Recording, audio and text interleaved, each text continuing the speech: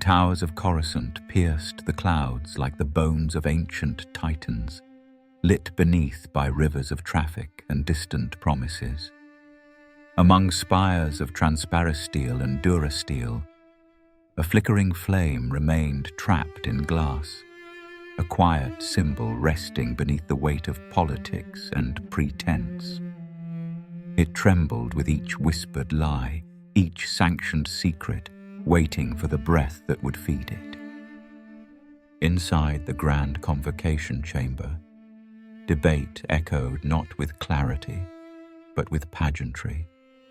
Senators drifted on repulsor-lift platforms like drifting ash, their voices sharp with self-interest and procedural guise. Behind layers of legal language and diplomatic illusion, the Senate splintered. Chancellor Palpatine listened with the calm of one accustomed to silence. Power gathered at his fingertips without resistance. Few remembered what the Republic once meant. Fewer still recognized its bones beneath the gilded rot. Systems in the mid and outer rims, once loyal, turned distant. Their messages grew colder. The Trade Federation, Techno-Union, and Banking Clan aligned their interests not with ideals, but with ledgers and leverage. Armament began in quiet.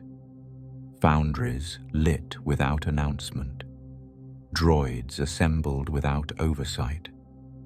All was done legally, if one read the laws slowly enough.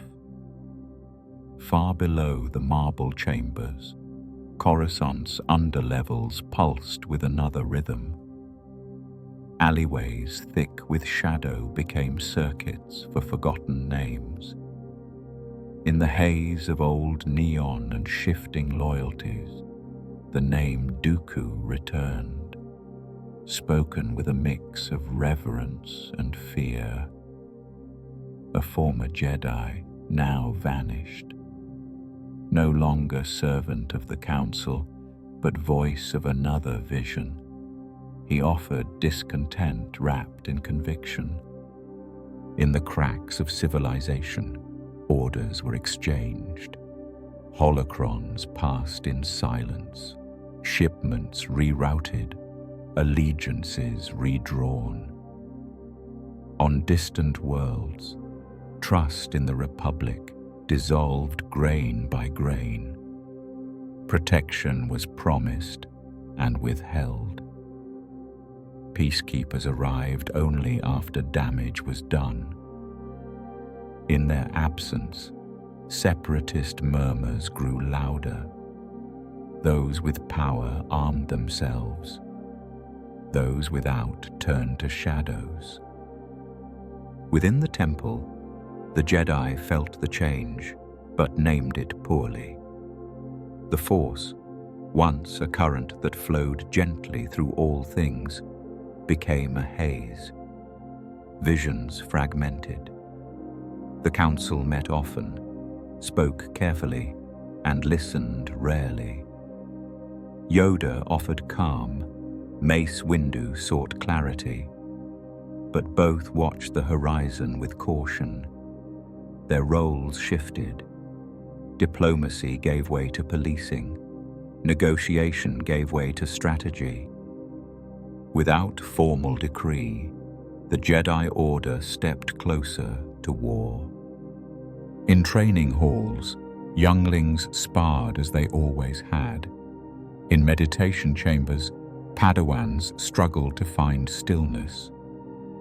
Yet beneath every lesson hummed uncertainty.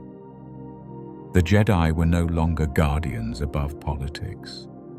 They were being drawn into it, line by line, assignment by assignment. The people of Coruscant's lower levels saw things differently.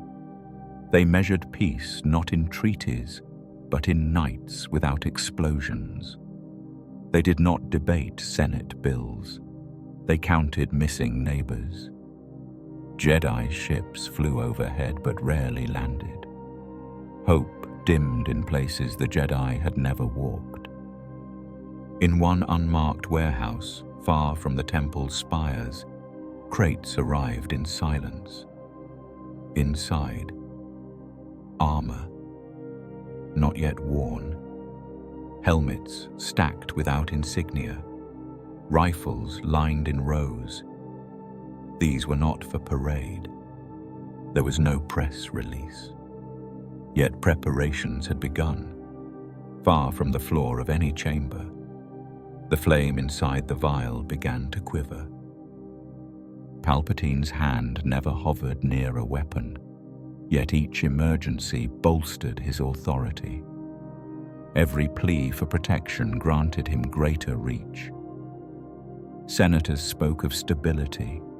What they enabled was control. What passed through their votes was not order, but quiet consent to shadows thickening. In his private office, the Chancellor kept the small vial on his desk, a gift from Naboo, once called a symbol of peace. It flickered faintly now. He would glance at it between authorizations. The light danced in his eyes, but cast no warmth. The galaxy shifted. Ships moved with purpose. Encrypted messages disappeared before they could be traced. Jedi archives logged more missions. Jedi returned with more questions. The war had not begun, but its shape had formed. No one would name it yet. No one would see its edge until it passed through them. The flame dances, unseen, as armies gather in silence. Copper light pressed down like judgment. Across the red world of Geonosis, the surface split into jagged canyons and rusted valleys, barren only to eyes that did not see beneath. Below, machines never slept. Foundries and furnaces churned without pause, casting sparks into the dark as lines of droids emerged with mechanical precision. There was no anthem to this labor. No cries of freedom echoed in the tunnels. Instead, the separatist cause took shape through conveyor belts and neural chips, built not on hope, but repetition.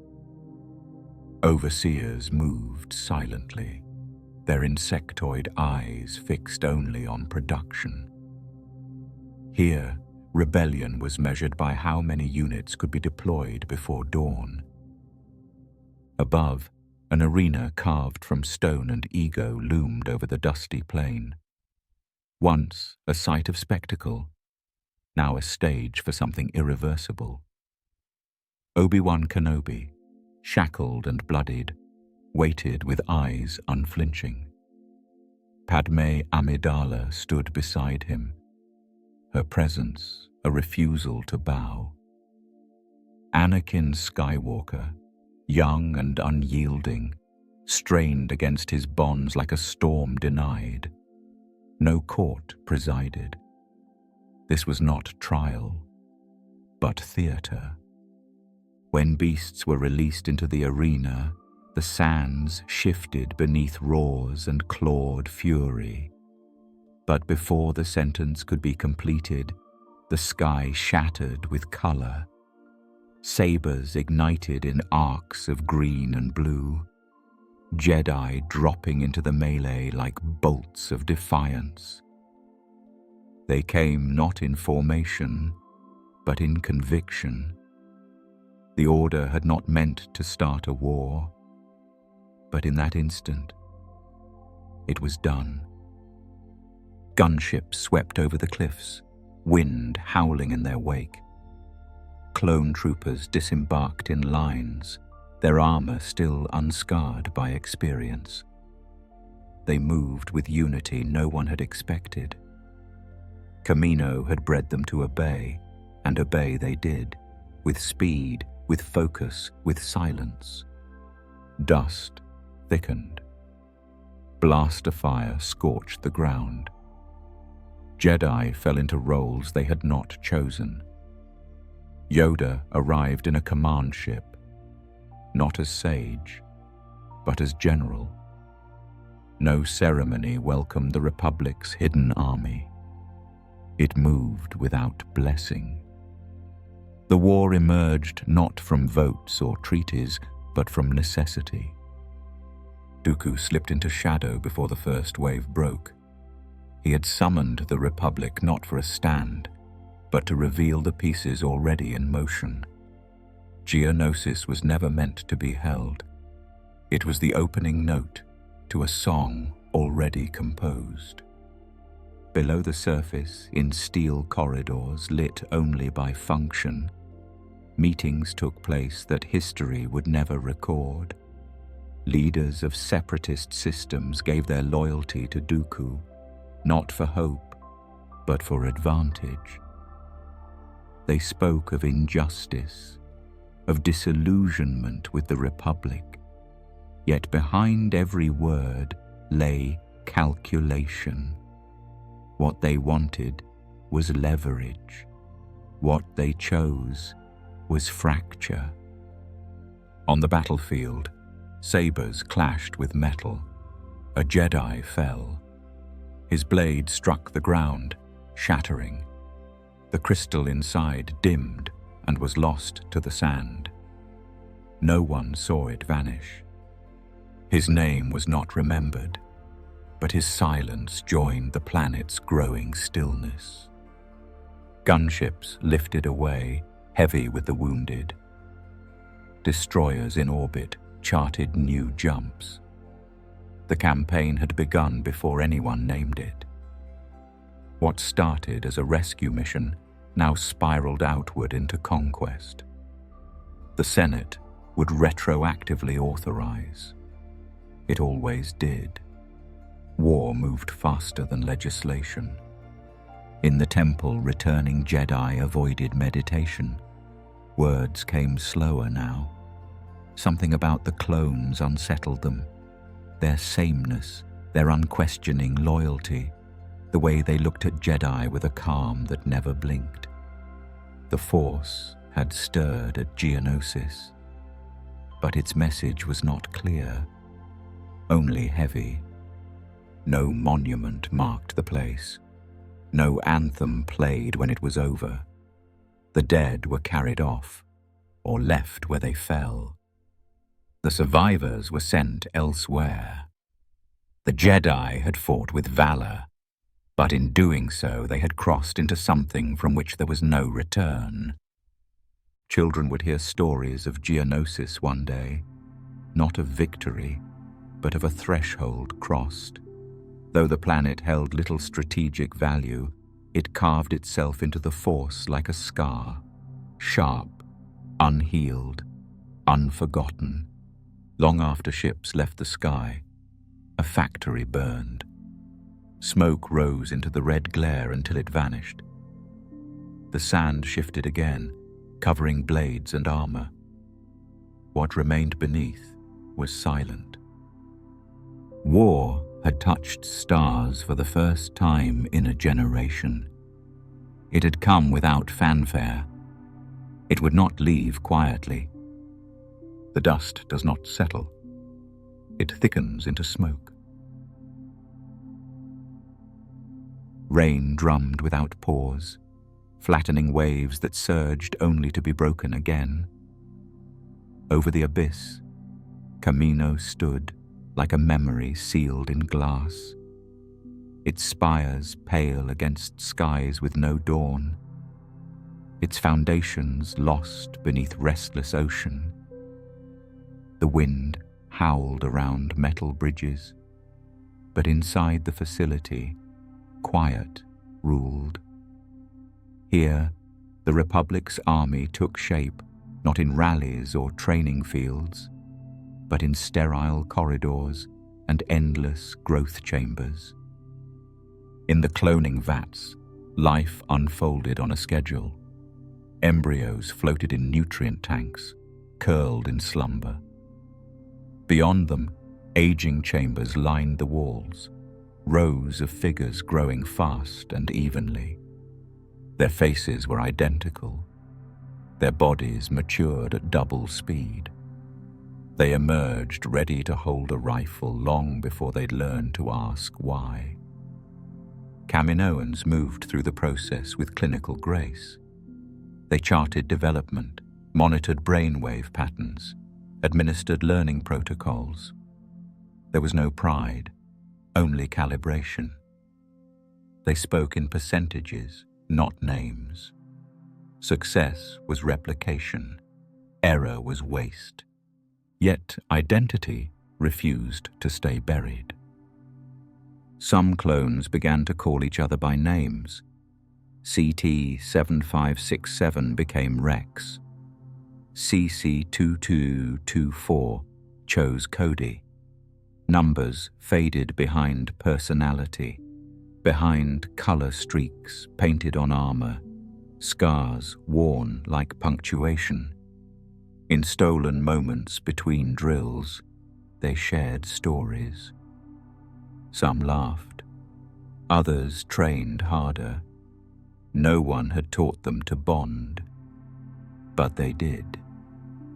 Jango Fett's presence lingered, though he visited only briefly. He trained the earliest clones himself, sharp, cold, exacting. His departure left a silence that echoed louder than his footsteps. The clones bore his face, but not his path. They were expected to fight, not to question. When the Jedi arrived, the army was already formed. Shakti remained longer than most. She observed them with attention, not detachment. While generals studied schematics and deployments, she listened. A few Jedi noticed something strange in the clones' eyes, not emptiness, but waiting.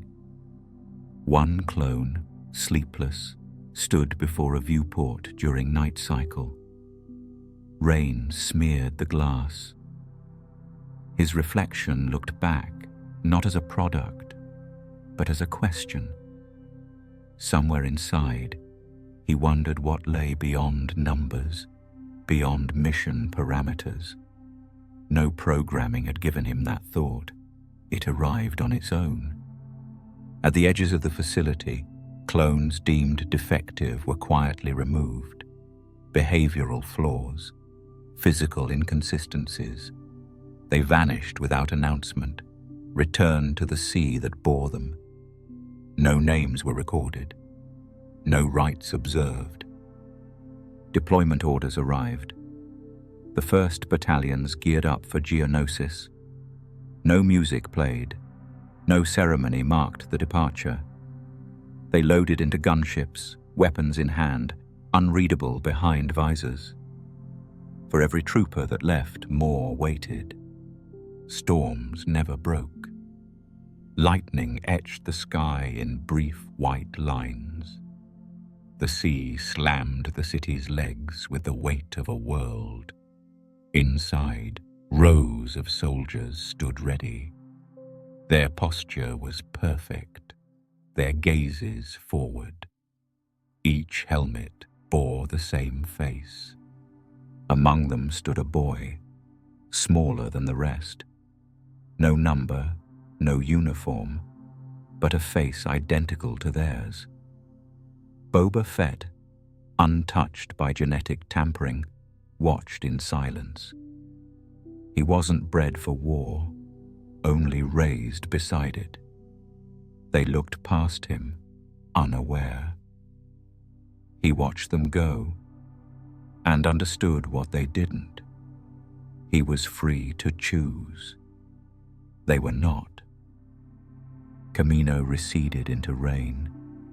The gunships rose into clouds, headed for systems unknown. What awaited them were deserts, jungles, cities wrapped in ash. They would fight for worlds they'd never visit again. They would die on orders from voices they'd never see. Yet in the margins, between orders, between battles, something unprogrammed began to stir. Clones whispered in mess halls. They carved symbols into bulkheads. They told stories no Kaminoan had planted, no general had heard. Each voice was fragile, easily erased. Still, they persisted. They did not march for banners. They did not dream of medals. They marched for each other. From steel and silence, voices begin to rise. Mustafar did not rest. Its breath rose in fire and steam, spilling from cracks that pulsed like open veins. The ground churned beneath a sky soaked in red. Towering forges loomed above rivers of lava, their walls groaning with metal and pressure. Every corridor inside those foundries followed one rhythm, the pulse of production, constant and absolute. Conveyor belts glided across gantries, suspended above the heat. Mechanical limbs moved in seamless harmony, attaching heads, wiring limbs, sealing frames. Orders were not shouted. No supervisors paced the floor. Code dictated everything. Droids were born without thought, only function. Each unit was accounted for, each number aligned with a contract, every contract the result of corporate alignment. On Neimoidia, decisions were made in silence, pen strokes ratified by blinking signatures, not dialogue. Executives behind blank masks reviewed shipping lanes and mineral allotments. Their concern was not justice, but consistency. Behind every factory stood profit. The Trade Federation watched projections more closely than battlefronts. The Techno-Union calibrated outputs down to the hour. The banking clan adjusted rates based on casualty reports. Losses could be replaced. Morale was irrelevant. Droids did not rebel. Dooku, once Jedi, now voice of the Confederacy, offered grand speeches to outer systems. His rhetoric promised sovereignty, but his methods forged dependency. Sectors already wounded by neglect found comfort in his clarity. The Republic's delays had cost them trust. His answers, though hollow, arrived faster. Those who believed in his cause thought they joined a revolution. In truth, they entered an algorithm. Their fleets were requisitioned, their systems integrated into supply lines.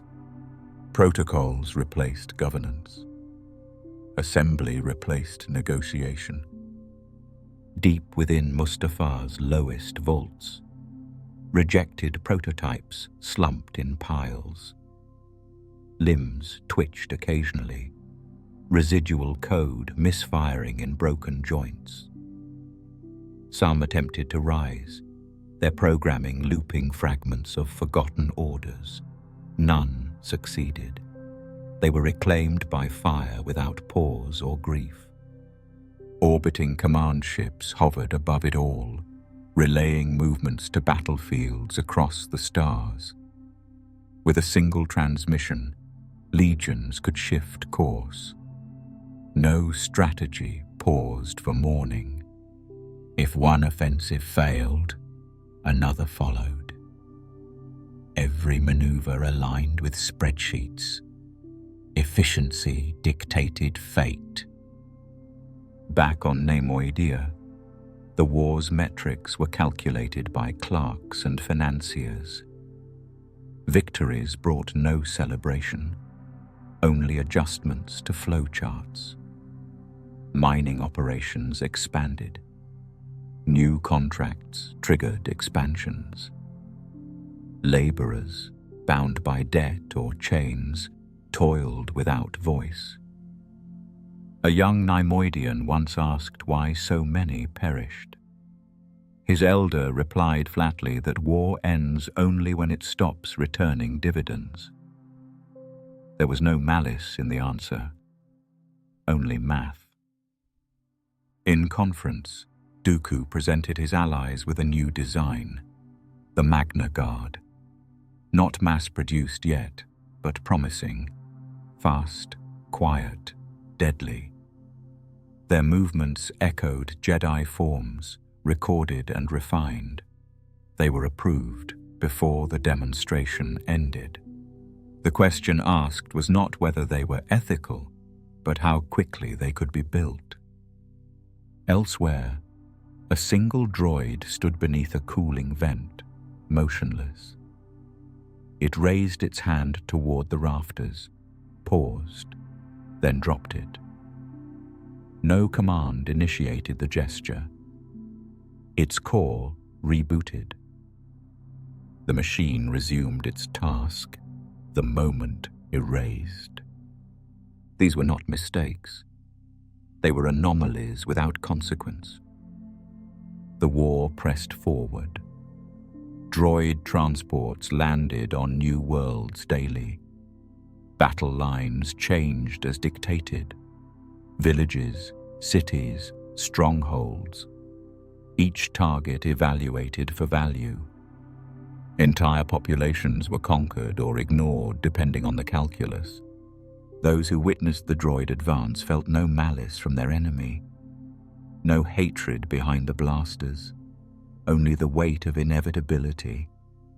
The war felt less like a storm, more like a system, impartial, unfeeling, precise. In chambers above Neimoidia's vaults, the council met once more. Hollow projectors displayed frontline changes. None commented on the dead. Their focus remained fixed on shipment schedules and armor upgrades. Between blinking lights and finalized reports, the separatist machine deepened its grip. Dooku knew it would not last forever. The corporations believed they were building permanence. He knew better. They were scaffolding for something else. He did not correct them. He only watched the gears turn faster. On Mustafar, the molten rivers flowed beneath unbroken rhythm. Inside droid skulls, gears spun without pause. From the depths of factories to the heights of financial towers, the war advanced without emotion. Beneath the surface, the machine never sleeps. The city of Christophis glimmered beneath a shroud of ash and fractured crystal, its skyline jagged from artillery fire, its streets transformed into trenches. Towers once built for trade and diplomacy now held command posts and sniper nests. The Republic had arrived not with diplomats, but with divisions of troopers whose boots sank into ash where dialogue had once taken root. And the Jedi had followed, their role already changed. Master Obi-Wan Kenobi examined a flickering map of troop positions, his robes worn thin by smoke and grit. Anakin Skywalker moved nearby, restless in clone-issued armor. Neither had sought command. Both understood they could no longer refuse it. Jedi had once resolved disputes with presence alone. Their blades were meant for defense, not domination. But now they led battalions of identical soldiers, each bred to obey, each silent in the face of death. Across broken sky lanes and shattered buildings, the Jedi charged, not as emissaries, but as commanders.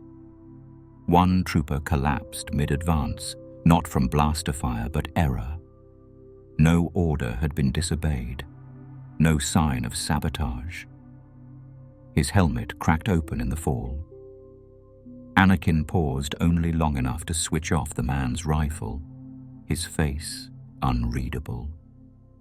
No words were spoken. The Force, too, gave no answer. Elsewhere, Mace Windu transmitted new coordinates from the front. His decisions moved thousands. Behind his every command stood calculations weighed against lives. The Council, once methodical, now made decisions in hours. War left no room for patience. Padawans barely past adolescence took to gunships with sabers ignited and ranks assigned. Some had never seen a battlefield. Now they gave orders to men twice their age. In their eyes burned purpose, but not yet understanding. Luminara Unduli stood beside a wrecked tank after an assault, her fingers brushing scorched metal as though reading the memory of the machine. She lingered without speaking. When she returned to camp, she instructed her Padawan to repeat the Jedi code. The girl spoke the words clearly. The lesson was in the silence that followed. The Republic pushed through Christophis' central ridge with orbital support. Jedi led squads through shattered towers and collapsed bridges. Droids emerged from subterranean caches in waves. Orders flew. Lightsabers lit paths through smoke. 1,000 decisions demanded clarity where there was none. Obi-Wan advanced through the Crystal District, moving with the precision of one who had long ceased to hope for clean victories.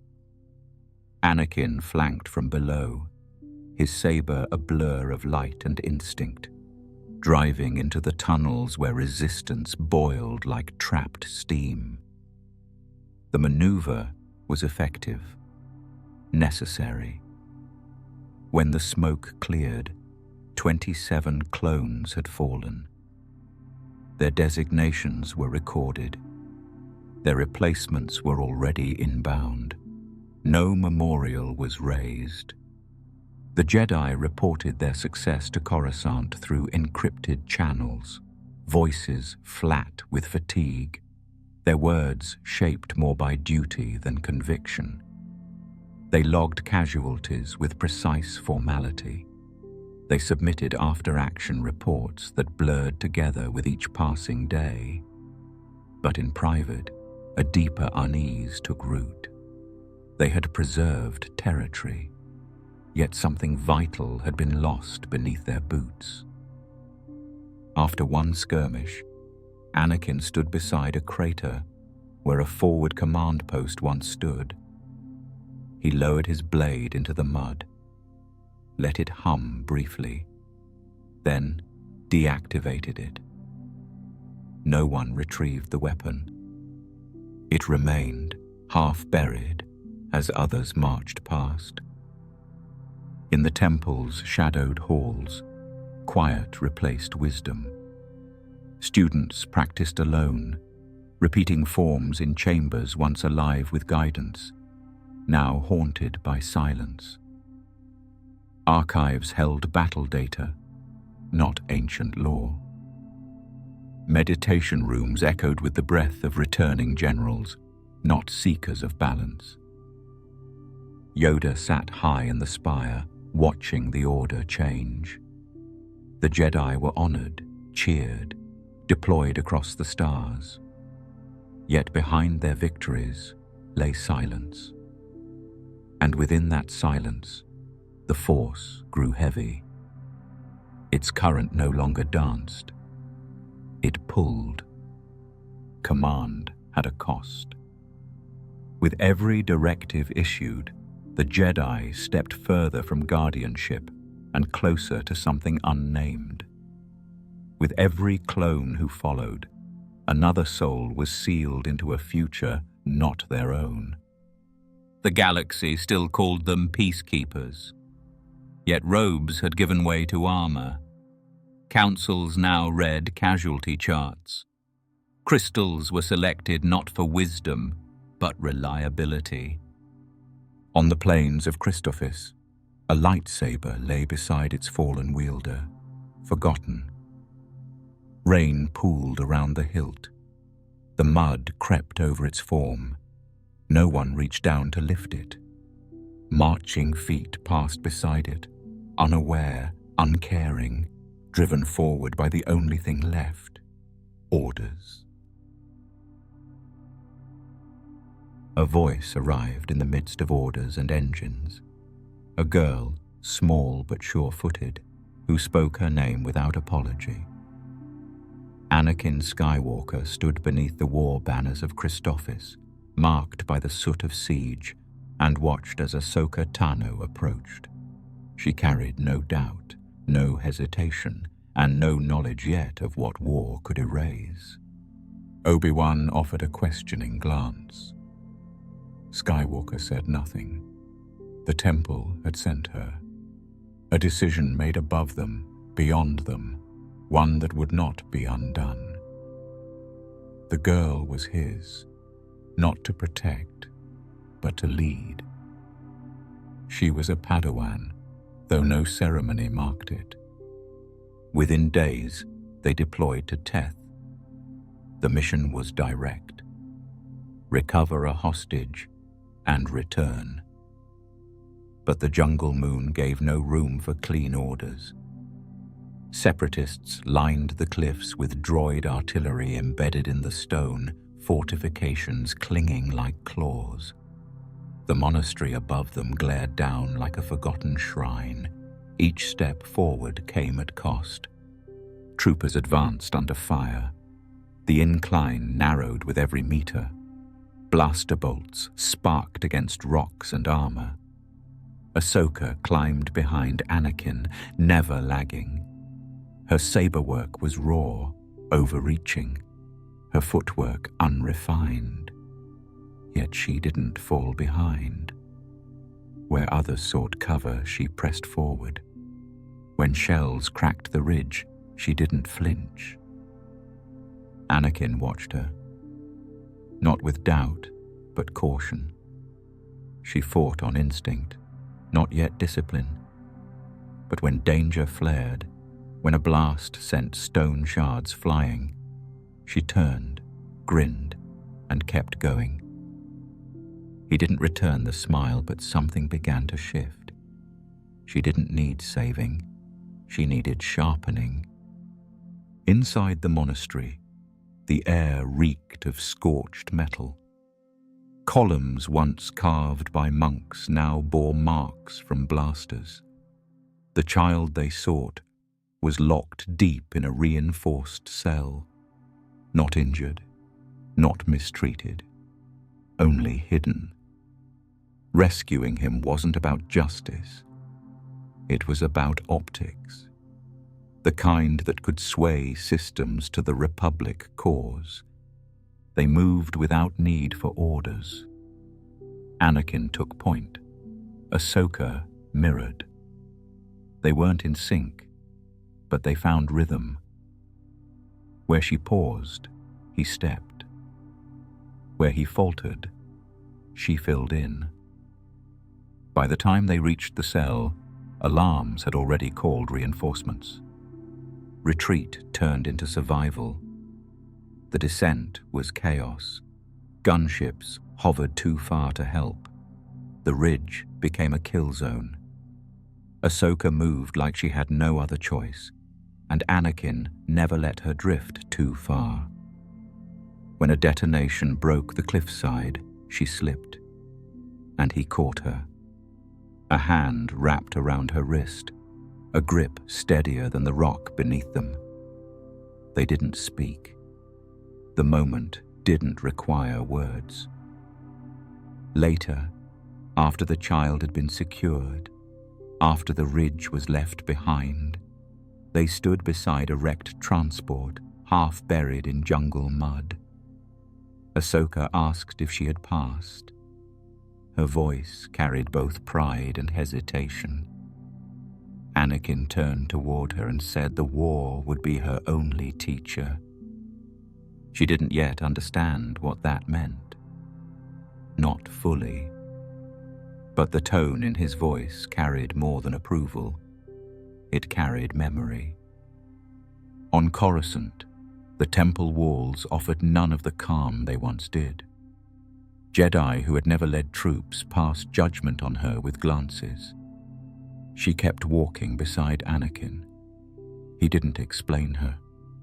Her presence beside him was enough. Obi-Wan asked how it went. Anakin shrugged. "She's still alive," he said. Ahsoka smiled. She'd begun to understand that was the only answer that ever mattered out there. Their bond would deepen. It would be tested. But on Teth, it began not with doctrine or training, but motion. Two figures pressing forward through fire and noise, no longer just master and student, but something more layered. He taught without realizing. She learned without asking. In dreams, she returned to the cliff's edge, replaying each leap. When Anakin dreamed, he didn't always see her face, but her voice, calling through smoke, remained. War would change them both, not by promotion or defeat, but by the quiet decisions made where no records were kept. Ahsoka had not arrived to challenge him. She came to share the weight. Her place for now was beside him. One day it would not be. The student follows closely, but paths always divide. In the Outer Rim, war bent every horizon. No campaign followed a straight path. Routes twisted around ambushes, stretched past broken comms, and faded into terrain too wild to map. The Republic pressed forward regardless, pushing into systems long forgotten, where names blurred and survival rarely mattered. Umbara, Felucia, Salokami. Each world demanded a different kind of fight. Each redefined what counted as progress. On Umbara, the sky never cleared. Light bled through poison mist in fractured beams. The land twisted perception, bending shadows and shifting distance. Umbarans moved like smoke, and their weapons pulsed in unnatural silence. Republic forces advanced blind. Soldiers fell to terrain as often as enemy fire. General Pong Krell issued commands from high positions, unmoved by losses. His doctrine demanded sacrifice. His tone left no room for dissent. Clones followed orders, but grew wary. Their whispers turned into warnings. When it was revealed that Krell had turned, few were shocked. They had already seen the signs. Betrayal had taken root long before the truth surfaced. On Felucia, the ground pulsed with dangerous life. Jungle spores floated on the air. Luminescent plants snapped shut without warning.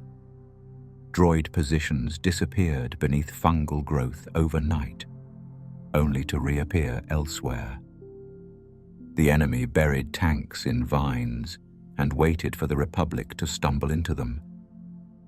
Aayla Secura led her forces through it all, calm, observant, measured. She offered orders with clarity, her presence grounding.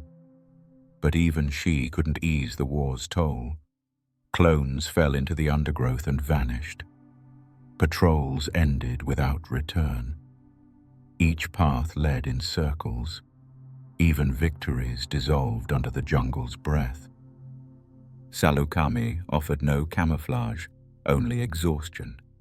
Its surface appeared barren, but beneath layers of ash and stone, separatists built droid factories that churned without rest. Republic forces dug in. Trenches spiraled outward from half-collapsed bases. Artillery pounded day and night. No high ground, no relief, just grinding attrition. Jedi passed between bunkers with weary eyes. No lessons remained, only instructions. Clones rotated shifts without rest. Medics treated the same wounds again and again. Spare parts ran low. Rations arrived late, but the orders continued. In one outpost, a single tree stood, barren, cracked, half buried in blast marks.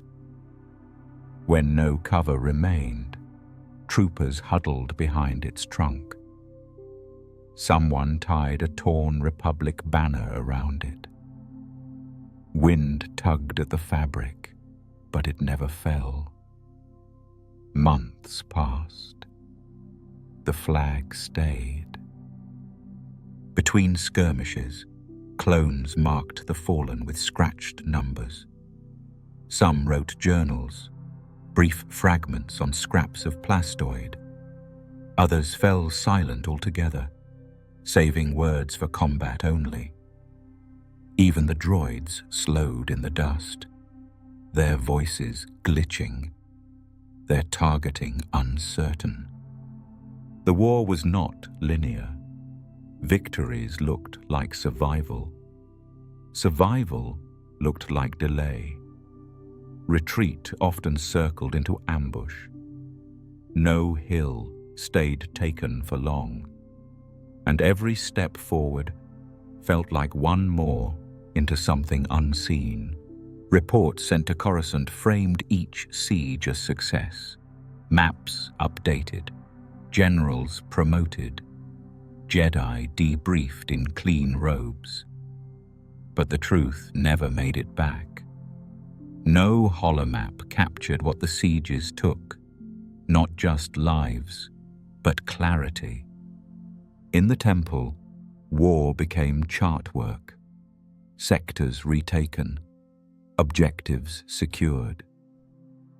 But as more Jedi returned, fewer believed in what had been gained. Some no longer recognized the order reflected in field reports. Fewer still trusted the victories they were told to celebrate. The Outer Rim sieges were never about conquest. They weren't about defense. Some whispered they were just distractions, bloodshed drawn far from the core, while something darker solidified at the center. On Umbara, smoke still curled through broken trenches. On Felucia, roots already covered the paths where bodies had lain. On Salukami, the flag still hung. A helmet rested at the tree's base, its visor darkened, number erased by sand. No statues would mark these places. No official record would name the sieges as turning points. But those who served remembered, not as warriors, not as victors, but as those who were ordered to endure without knowing why. Some Jedi paused before boarding the transports that would take them to their next assignment. A few looked back. Most didn't. The war offered no room for pause, only movement, only forward. Each victory feels more like surrender. They kept marching. From trench to jungle, starship to barracks, clone troopers followed orders. They deployed, regrouped, rotated, repeated. But beneath the polished routines, something subtle stirred. It didn't disrupt the war or challenge command. It asked quiet questions between battles. On the Rishi moon, a small listening post drifted at the edge of the known war. Its crew, a handful of clones, ran drills, spoke in code, laughed when they thought no one watched. They followed protocol without knowing why. Then the separatists struck, not with an army, but with precision sabotage. The outpost was supposed to fall unnoticed. Its silence would have let the enemy advance unseen. But the clones fought back. They called for help before the final blast. The station was lost, but its signal reached command. The enemy's path was exposed. The clones had held, not out of programming, but choice. Cody read the report. Rex said little, but the names, Echo, Fives, stuck. They weren't just designations anymore. On Camino, the vats remained full. New troopers emerged by the thousands. Instructors corrected anomalies. Kaminoans monitored growth charts, reinforced conformity. But questions from the front began drifting in through reassigned troops. Why had no one answered that distress call? Why had the intel failed again? Why did the Republic keep pushing where it couldn't hold? Answers came sharp. Orders are not to be questioned. But silence grew heavier than instruction. Fives, CT 5555, asked anyway. Not to defy, but to understand. He stayed late in the simulators, trained harder, read longer. He asked why Jedi sacrificed battalions for single objectives. What happened when the war ended? Where soldiers went when peace came? Most didn't answer. Some didn't know how. Clones lived for duty. But duty had begun to fracture. Not in disobedience, but in difference. A blue handprint across a chest plate. A kill count carved into a thigh guard. Phrases traded only between squads. Names carried from one rotation to the next. Reminders they weren't just units in armor. Camino's engineers didn't like it. Deviations were logged. Independence flagged. Discipline reinforced. Yet for every suppression, another trooper etched a symbol onto his armor. Not to rebel, just to remember. Shark T sensed it unfolding. She watched from high windows as troopers ran formation beneath the rain. Perfect lines, precise timing, but her eyes followed the ones whose steps fell slightly out of sync. She brought it up with the Prime Minister. He called it degradation. She called it growth. No statue marked the Rishi outpost, but names were recorded. Echo, Heavy, Fives. Names that meant something to those who passed through the training halls. Not because of medals, because of meaning. Across the front lines, battalions began to evolve. Squad jargon, painted visors, unofficial unit names. It wasn't revolt. It was memory. Identity emerged in the cracks of uniformity. Some Jedi encouraged it. Plo Koon walked among his troops like kin. Others, like Krell, enforced rigid command. There was no agreement among the Order. They had never led soldiers who felt. Fives kept asking.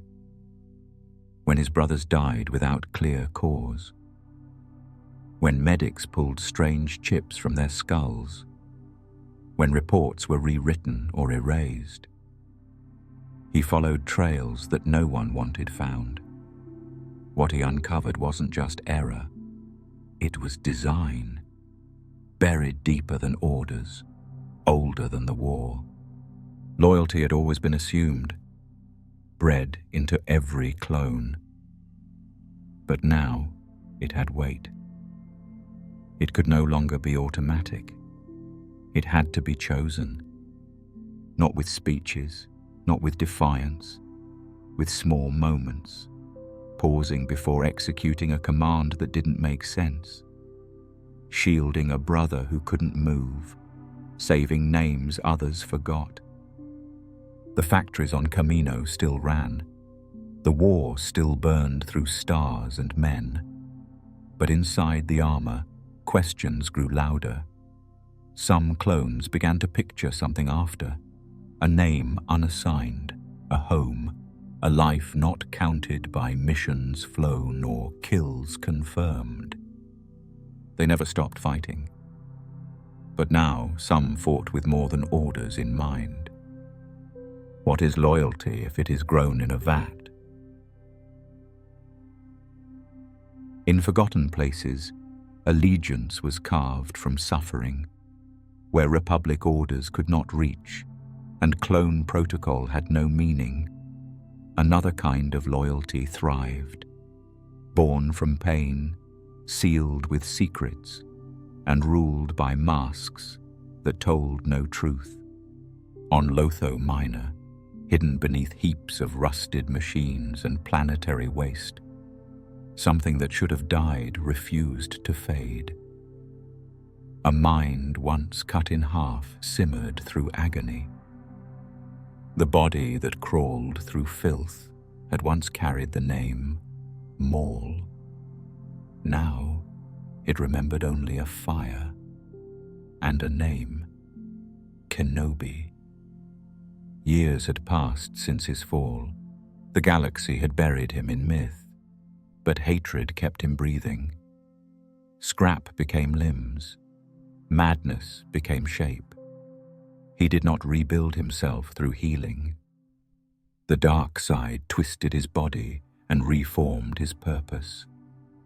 Savage Opris, his kin, pulled him from the wreckage of himself. Dathomir's roots, thick with Nightbrother blood and ancient spells, steadied his mind. He remembered his training. He remembered being cast aside. What rose from those ashes was not Sith, not anymore. It was something colder, a hunger no doctrine could contain. He did not seek to reclaim the Sith legacy. He forged a new dominion, silent, faceless, and far-reaching. Syndicates of crime bent beneath his command. Black Sun, the Pike Syndicate, Crimson Dawn, all drawn in by a promise of profit and threats carried through encrypted channels. At the center was a signal, a hollow mask, pulsing red over static, speaking in modulated tones. Behind it, Maul orchestrated strikes and vanishments. Supply lines shifted, officials disappeared. No ideology guided his rise, only leverage and precision. Mandalore became the fulcrum. Long divided between warriors and pacifists, it was vulnerable. Deathwatch, a militant remnant, sought to reclaim its violent traditions. Their leader, Pre Vizsla, allied with Maul out of ambition. But ambition is blind. In ritual combat, Vizsla fell. The Darksaber passed to Maul, along with the loyalty of those bound by its blade. His rule began not with speeches, but with order. Sundari fell into line. Credits flowed. Crime found safety beneath his rule. Even peace, briefly, took root. But it was peace without freedom. The city obeyed, but it did not kneel. Not all accepted him. Bo-Katan Kryze, sister to the deposed Duchess Satine, refused to serve. She gathered what forces remained loyal to Mandalore's ideals and disappeared into shadow. Her war had not ended. It had only changed shape. The Jedi sensed disturbance too late. Reports reached them, fragmented and incomplete. When Obi-Wan Kenobi arrived, Maul had already laid the trap. It wasn't battle Maul offered. It was punishment.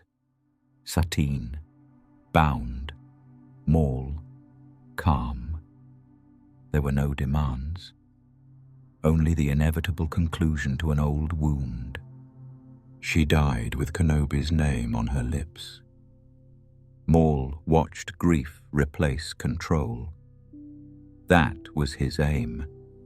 Not the death, but the hollowing. He struck not at flesh, but at belief.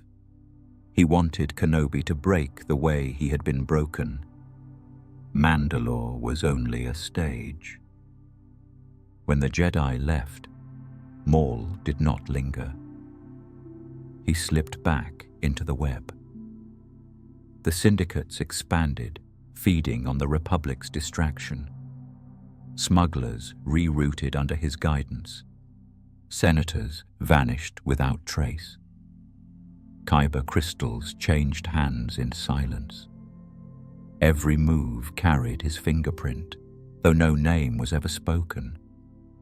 The war offered cover. The Jedi, stretched thin, missed what rotted behind the lines.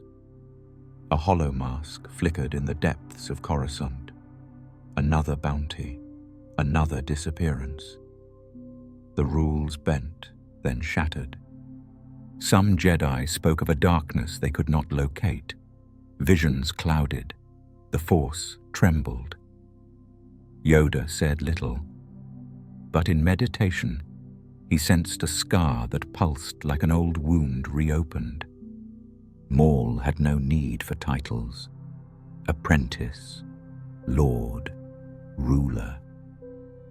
They were cast aside like names burned off a tomb. He was something else now, an echo wrapped in metal, feeding on pain, sustained not by the past, but by the failure of others to see what he had become.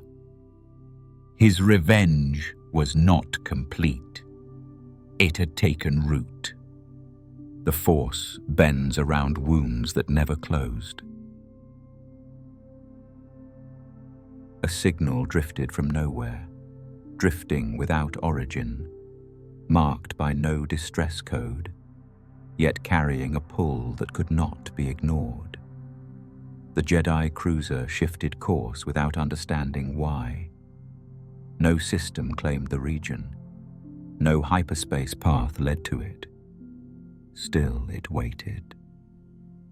What emerged through the cloud seemed less a planet than a thought suspended in mist. Mortis shimmered with contradiction. Its surface shifted. Forests bloomed and vanished. Mountains collapsed and reformed. Time unfurled and rewound itself. The Force, unbound by form, lived in every stone and breath. Anakin Skywalker, Obi-Wan Kenobi, and Ahsoka Tano descended into its gravity well and passed into myth. Three figures ruled here. The father, ancient and tired.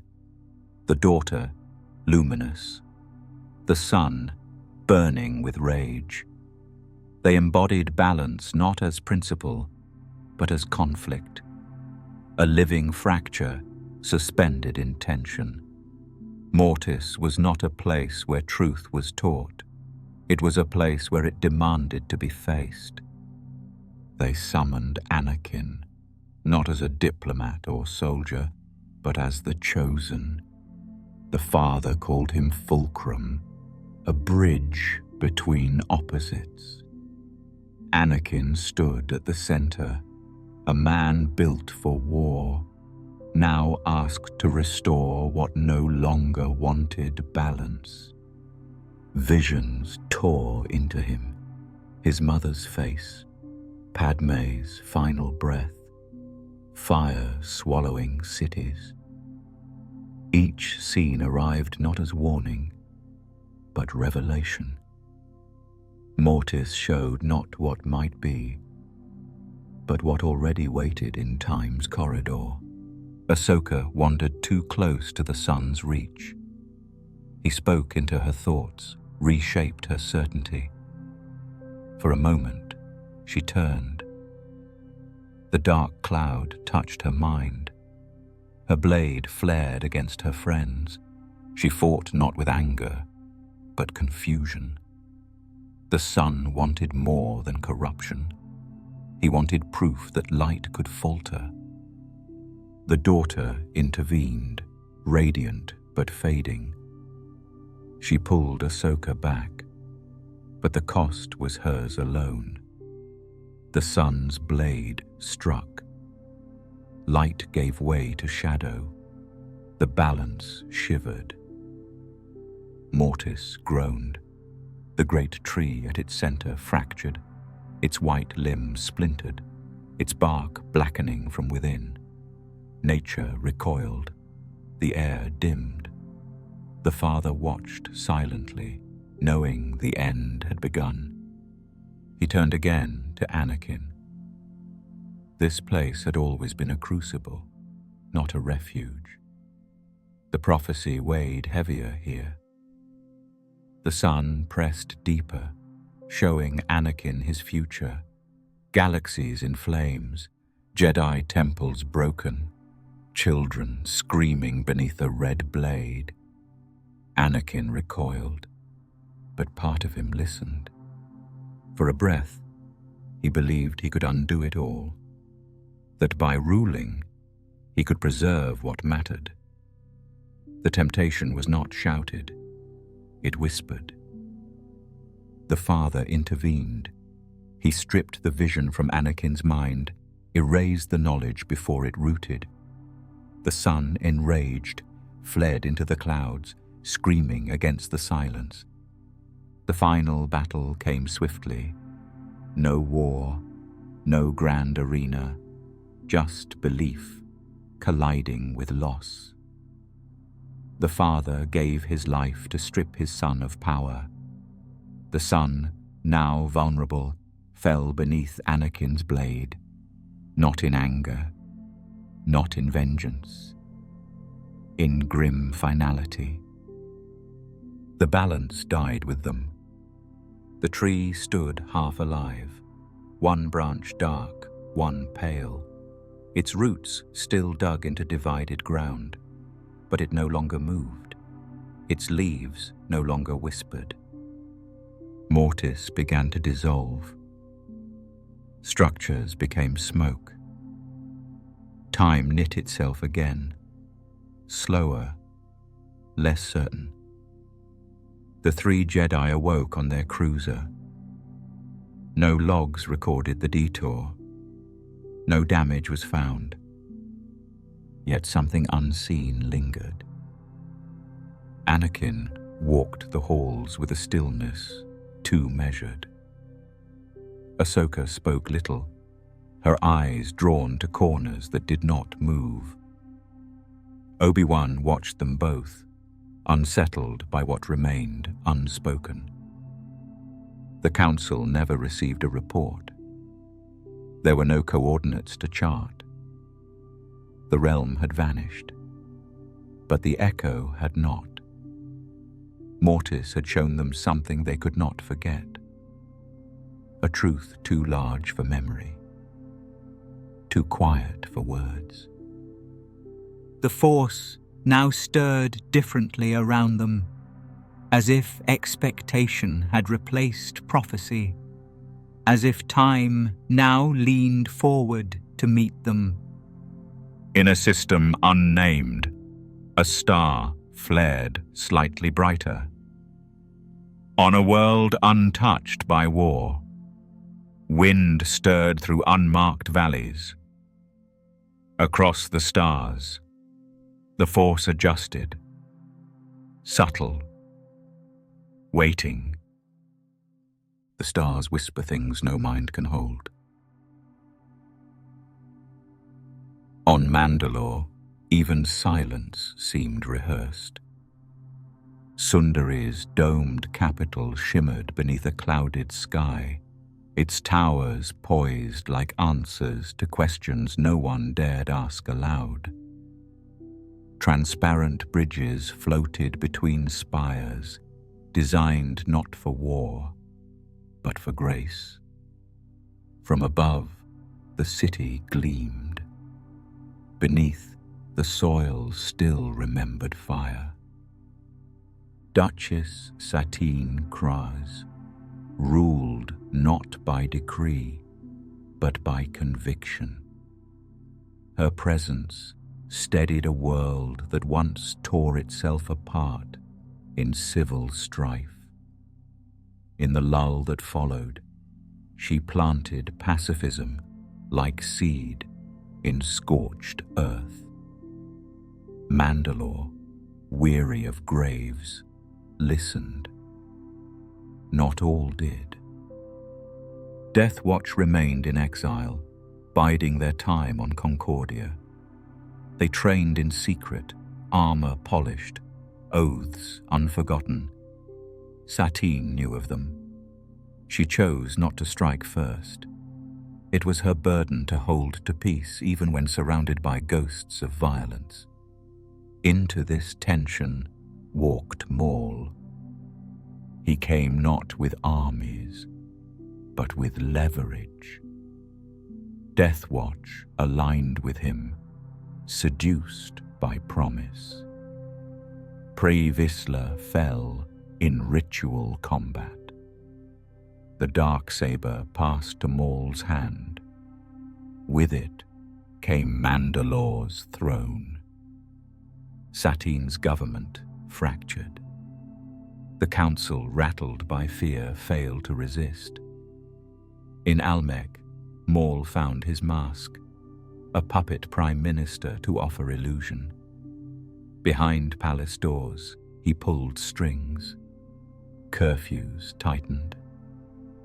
Allies vanished. Streets grew quiet. Satine was imprisoned in the tower she once ruled from.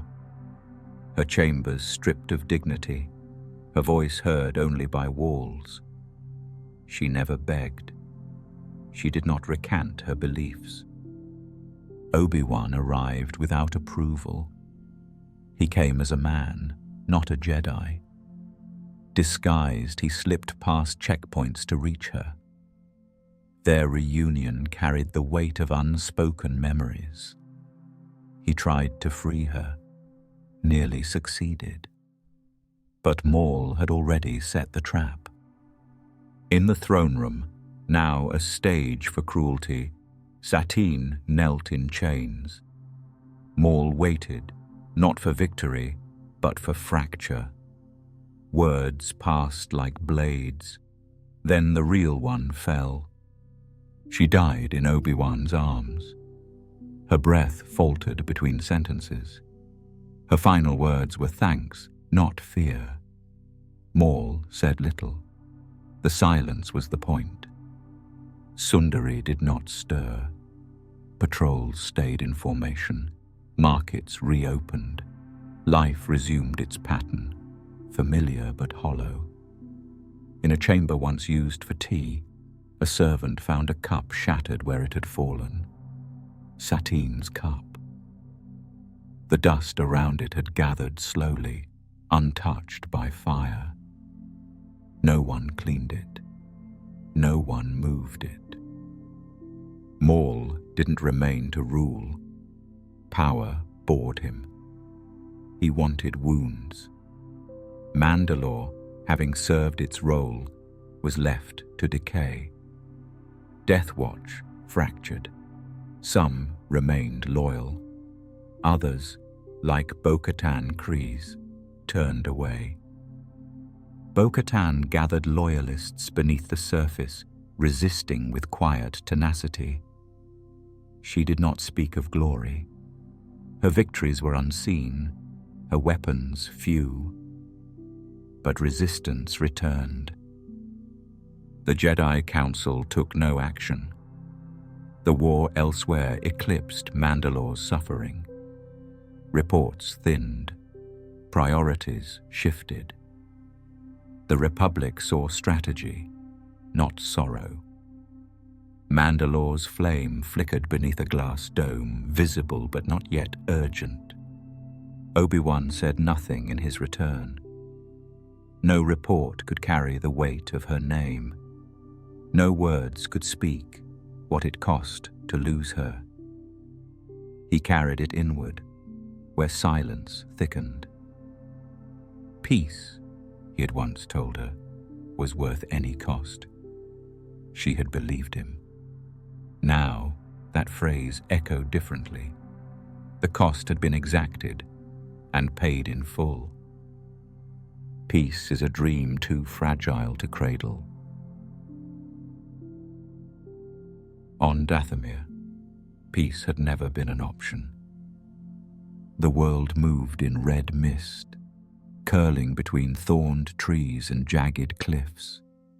Its rivers flowed black, thick with memory. Lightning split the sky without storms, born from rituals older than language. The force here did not guide or enlighten. It twisted and clung like roots beneath wet soil. The Night Sisters walked that soil as keepers of forgotten paths. Witches wrapped in dusk-colored robes moved in circles carved by bone and echo. Their power did not channel the force. It warped it. Each incantation was a thread of sorrow, each blade of power sharpened by grief. They did not seek peace. They lived by will. At their center stood Mother Talzin, not as monarch, but as force of nature. Her voice stirred the fog. Her anger shaped the air. She spoke to the dead and the world answered. The Jedi dismissed her as myth. The Sith remembered her with caution. Count Dooku once sought her alliance, and through it, savage Opress was born. A weapon sculpted through chant and dark knowledge, given strength without anchor. But the creation refused its master. Dooku retaliated without hesitation. The droid invasion arrived without warning. Blaster fire consumed the jungle. Flames rolled through villages. Night Sisters fell beneath metal feet. Flesh and spirit burned together. Talzin said no farewell. Her resistance was a whisper, not a war cry. Those who survived scattered. Some vanished into the wild, others into exile. Dathomir quieted. Its mists remained. But the voices were fewer. Where chants once rose beneath the moon, now only smoke twisted, slow, deliberate. In the smoke, for those who looked too long, faces flickered before dissolving into the sky. Talzin herself did not die, not fully. Her body faded, slipping between realms. What remained moved through firelight and shadow. Her strength found a vessel in Maul, not reborn as son, but repurposed as weapon. Maul returned to Dathomir in pieces. Talzin rebuilt him with incantation and resolve, binding hatred to form. He rose not as a Night Sister, but as the echo of one. He did not revive their order. He used their legacy to forge something colder. From syndicates and criminals, he shaped the Shadow Collective. Its power moved through spice routes and blood contracts. Beneath the surface of every deal lay a trace of Dathomir. Maul did not speak of it. He wore it. Relics of the Night Sisters began surfacing elsewhere. Carved stones warm to the touch, pendants with silent weight, scrolls inked in vanished tongues. Some Jedi catalogued them, most refused to touch them. Sith acolytes misused what they could not control. Talzin watched through it all, her presence carried in the places between breath and belief. A lone traveler once landed by accident. Red mist swallowed him. His last message ended mid-sentence. Static followed, pulsing like a slow heartbeat. No one searched for him. The system was flagged as unstable. During a campaign near the sector, Ahsoka's ship lost readings for an hour. Instruments dimmed, time stuttered. No alarms sounded, yet something was felt. When systems returned, the crew couldn't explain why their hands smelled of earth. Dathomir was left alone after that. Only Quinlan Vos had tried to make peace with the world.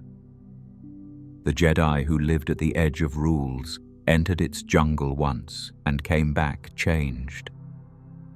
Stronger, perhaps, less certain. His report was sealed. Its contents never shared. Talzin's final stand came not through war, but spell. She reached across space, challenging General Grievous. The clash was swift. Her body fully returned to the physical, vulnerable at last.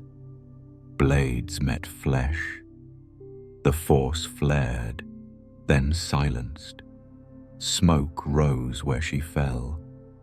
No grave marked the place. Her name faded into wind. Still, the land did not forget. Beneath the surface, roots remained alive. On quiet nights, the jungle murmured with voices no longer visible. Travelers spoke of dreams that bled into waking. Some awoke with red dust in their mouths. The galaxy moved on, but Dathomir waited, not with hope, with memory, the kind that carves itself into stone and blood. Even ashes carry vengeance on the wind. But in places where air is thin and silence lingers behind sealed doors, vengeance gives way to endurance. Lola Sayu orbited a dying star, its skies lit by the glow of toxic gases and volcanic flame. Nothing grew on its surface. No civilization called it home. Only one structure clung to its terrain, a fortress carved into obsidian ridges and fused rock, built not to defend, but to contain. The Citadel, constructed in a forgotten war, the prison once held traitors, spies, and deserters. Then the Republic locked it away, hidden from the archives. Later, the separatists rediscovered it, not as ruin, but as opportunity. They reactivated its walls, rewired its systems, and stocked it with droids made to suppress breath before it could become rebellion. Few returned from its cells. Inside, light came in flickers. Alarm panels blinked like failing hearts. Chains clattered in damp corridors untouched by time. The Citadel did not echo. It swallowed sound. Prisoners walked with heads lowered, not from defeat, but to hear the tread of patrols that marked the difference between routine and death. Among those confined was Even Piel, a Jedi Master captured while carrying vital hyperspace coordinates. His guards knew his value. His cell was sealed with triple fail-safes. Every hour, interrogators made their approach. Every hour, he said nothing. The Council authorized a rescue. Skywalker volunteered. Obi-Wan stood beside him. Captain Rex, familiar with the cost of tight corridors and ambush, led the clone detachment. Stealth units replaced standard gear. Sabers were drawn only as last resort. Entry came not through the front gates, but through a volcanic vent, choked by heat and smoke, where footing gave way without warning. They descended in silence. Inside, traps lay in wait. Blaster turrets hidden in walls. Droid sentries programmed to recognize pulse over uniform. Gravity locks that shifted floors without notice. The Citadel had been designed to break infiltration before it began. Every inch was a challenge. Every corridor a dare. They advanced not in formation, but in fragments. Skywalker took point. Obi-Wan held the flank. Echo, Fives and the rest moved through shadow and flame, marking turns with code glyphs only they could read. Every breath was earned. PL was found alive, barely. His body bore wounds no healing trance could undo. Yet his spirit, ragged and resolute, had not cracked. He passed half of the coordinates to Ahsoka, who had followed the team despite the Council's protests. The other half he still held, refusing to surrender it until escape became more than theory. The retreat turned siege. Droids swarmed from hangar levels. Command units deployed suppression gas. Traps once deactivated rearmed themselves, triggered by motion and heat. Doors sealed, paths closed. The fortress, sensing intrusion, reshaped itself into a cage. One clone fell in a choke point, caught by a turret before cover could be found. Another dragged a wounded comrade beneath sparking conduits. None cried out. Only their footsteps told the story, echoing unevenly as the group pushed forward. PL collapsed midway through the ascent. His breath came sharp. His words fractured. He gave the rest of the data to Ahsoka, forcing it into her hands before strength fled his grip. He did not ask to be left. He commanded it. And then, beneath the flicker of dying lights, his cell finally opened, not to freedom, but to a breath spent in purpose. They carried his body until the drop point neared. Outside, the extraction ship hovered just above the ridge. Wind from its engines scattered ash and dust across the mountaintop. Fives, helmet cracked, signaled coordinates through static. A narrow bridge collapsed behind them. Time narrowed to moments. A final push. The survivors boarded with weapons raised, cutting down pursuit droids before the last ramp sealed. The ship rose, slicing through atmosphere already scorched by the planet's breath. Below, the Citadel remained, intact, silent, unchanged. In the medbay, Ahsoka sat without speaking. Her armor bore the handprint of someone now gone. The data they recovered would change Republic strategy. Lives would be saved, worlds secured. But the cost remained, heavy and sharp. Skywalker stood alone by the viewport, watching Lola Sayu fade behind the ship. His hand clenched at his side. The mission had succeeded, yet he felt no triumph. Obi-Wan, ever measured, offered no comfort. There were no words fit for what had been left behind. Later, in a quiet corner of the temple archives, A clerk filed the operation under classified intelligence. The name Citadel became a string of numbers. The report bore redactions in every section. No mention of PL's sacrifice. No record of the route through the lava vent. No acknowledgement of the clone who closed the door behind them before fire claimed the hall. But the survivors remembered. A rusted cell door remained open in their thoughts, its hinges still warm from a life given freely. Some walls fall through siege, others yield only when someone stops breathing. Some walls fall only when blood is spent. And others remain standing long after they should have crumbled. CT-5385, called Tup by his brothers, stood beneath a pale sky above the Ringo Vinda ring station. The battle around him echoed with the familiar rhythm. Orders shouted, blaster fire trading arcs, the hum of air transports circling above. His helmet remained steady. His steps matched his squad's. Then something fractured. He turned toward the Jedi general leading their advance, without hesitation, without expression. His blaster fired once. The Jedi collapsed without a word. Silence followed, deep and immediate. Tup did not flee. He did not resist. His hands trembled as the weapon fell from his grip.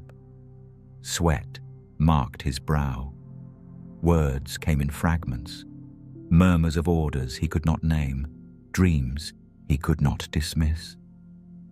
His eyes, usually sharp with purpose, looked hollow. The clones around him acted quickly.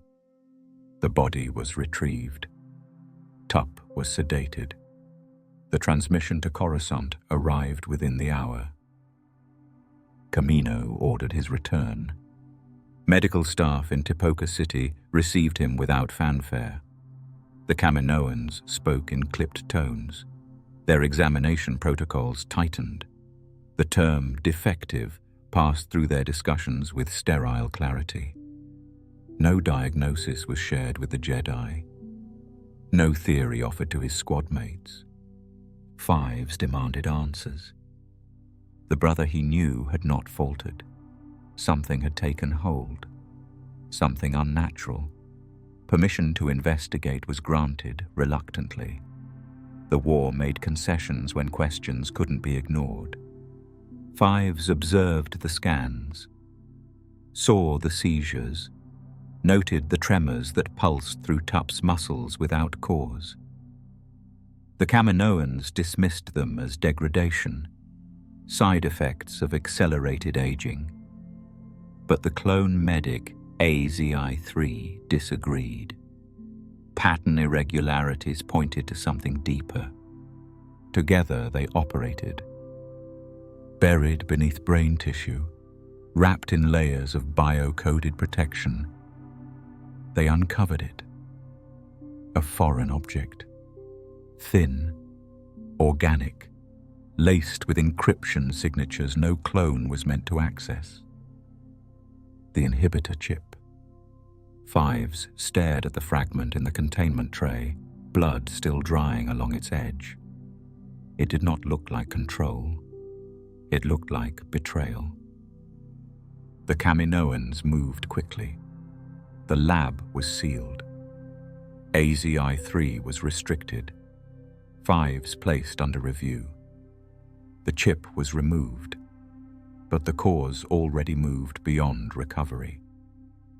Tup died shortly after. No final words, only a flat line beneath surgical lights. Fives refused silence. He escaped Camino with the sample, seeking the one voice left who might listen, Chancellor Palpatine. Arriving on Coruscant, he bypassed Senate protocols, contacting Jedi channels through encrypted bursts. Each message carried urgency, not fear. The truth had been found. It could not be buried again. But truth, left in shadows too long, grows twisted. Palpatine welcomed him in private chambers. No guards, no droids. Only the highest office of the Republic and the man who stood at its heart. Their conversation was never recorded. No transcript survived. But Fives did not return unchanged. He ran, hunted through lower Coruscant, hunted not for what he had done, but for what he knew. Reports framed him as unstable. Hints of conspiracy seeded in official statements. Surveillance footage blurred. Motives rewritten. Fives made it as far as a loading dock near the industrial sectors.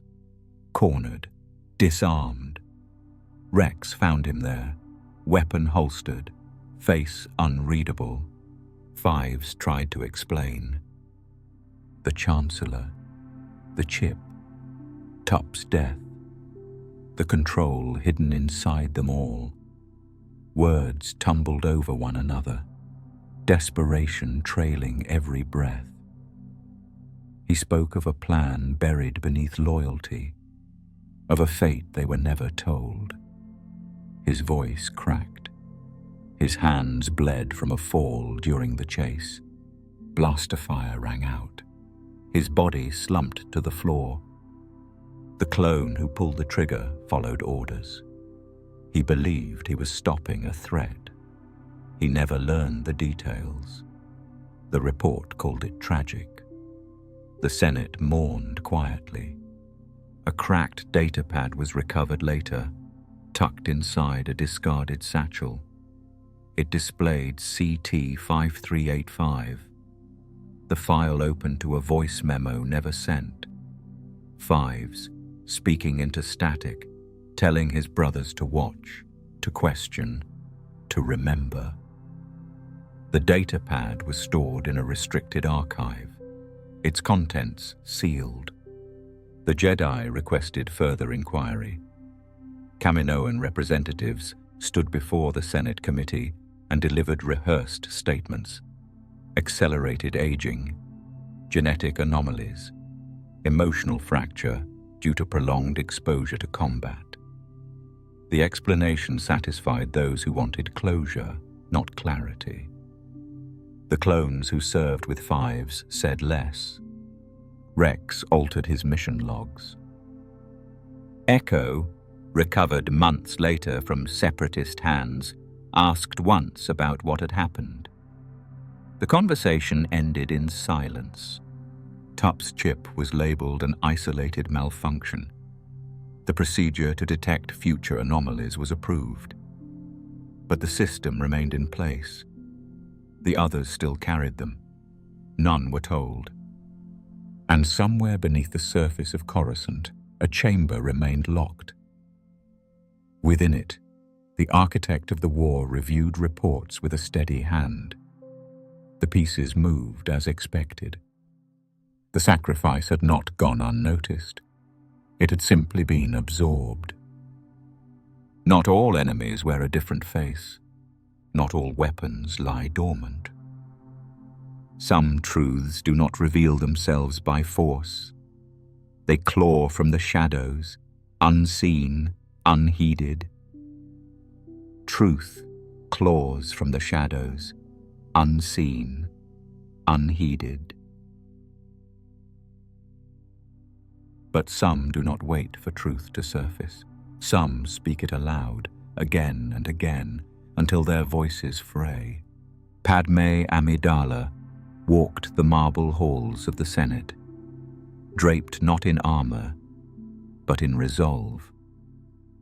Her presence, poised and deliberate, moved between closed-door councils and chamber debates, like a wind no window could keep out. War changed everyone, but not all in the same way. While the galaxy counted battles and victories, she counted costs no one else would name. Coruscant pulsed with urgency. Traffic lanes glowed red with overrun patrols. Security checkpoints multiplied. The war effort consumed every department. Emergency measures flowed from the Chancellor's office like rainfall, each one justified by a new threat. Senators who once spoke with caution now rallied behind legislation they barely read. Fear moved faster than reason. Padme resisted not with protest, but with presence. She met with delegations from the Mid-Rim, listening to families who hadn't seen relief in months. She drafted amendments meant to protect planetary neutrality. She held long dialogues in small committee rooms, arguing for oversight, for restraint, for laws that outlasted the fear shaping them. Few listened. Bail Organa joined her often. Mon Mothma sat nearby, gaze firm, notes precise. Together, they represented a thread too thin to be called a movement. Yet they persisted, not because they expected to win, but because surrendering the argument felt like surrendering the Republic itself. In chambers high above the temple's shadow, Padme spoke against military expansion, against the use of cloned lives without representation. She raised concerns about trade embargoes bleeding outer systems dry. Her words echoed through the dome, poised and unwavering. The applause came seldom. Eyes avoided hers more often than not. She watched her colleagues drift. Some vanished from public sessions entirely, their names whispered in connection to secret councils. Others changed in subtler ways, tone, posture, voting patterns that no longer aligned with their earlier convictions. The war demanded alignment. It rewarded silence. Behind her public work, private battles unfolded. She met in quiet alcoves with those displaced by policy. Senators who feared to speak in open session found refuge in her office. She used her title not as a shield, but as a door. The conversations that passed across her desk were not about speeches. They were about survival. Amid it all, she returned home each night to a secret life. Anakin met her in darkness, always under threat of discovery. Their words were brief. Time slipped between deployments and Senate hearings. Still, they found each other, on balconies, behind locked doors, beneath the silence of lights dimmed too early. He spoke less now. His eyes held distance. The war weighed on him differently. She sensed the shift, subtle but growing. Each time he left, he carried more than weapons. He carried something inside her couldn't reach. She said nothing of her fear. He said nothing of his dreams. When she learned of Fives and the discovery buried on Camino, she requested the files through official channels. The request was denied. She tried again. Denied. The story, once whispered in corners of the medical council, faded into redacted paragraphs and archived silence. She took meetings with Jedi who seemed troubled. Some spoke of the Chancellor's expanding reach. Others did not name it directly, but their concerns mirrored her own. Still, no one acted. The Order, stretched thin and tangled in battles far from Coruscant, had lost the clarity it once carried. Its presence in the capital felt ceremonial. One evening, she stood by her garden window, staring at a blossom once gifted by Naboo's delegation. Its petals had curled despite the controlled environment. The chamber was sealed, its conditions unchanged. Yet the flower had withered. She made no move to replace it.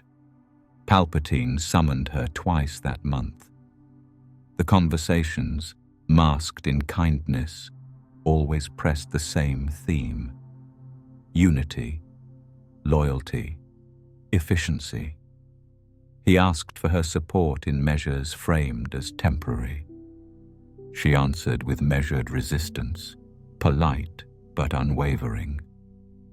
After each visit, she returned to her quarters, unsettled, not by threat, but by certainty. He never raised his voice, never argued. He simply spoke as though the war had already decided what the Republic needed to become. One morning, her voice failed during a session. It wasn't illness. No exhaustion weighed her limbs.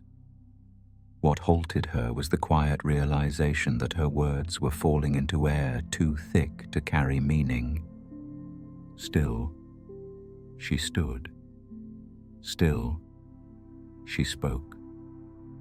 A flame kept lit not by outcome, but by principle. No rebellion had been declared, no turning point marked. But something was closing, slowly, quietly. The Republic she defended now bore too many resemblances to the thing she once opposed. She knew it, and still she stayed.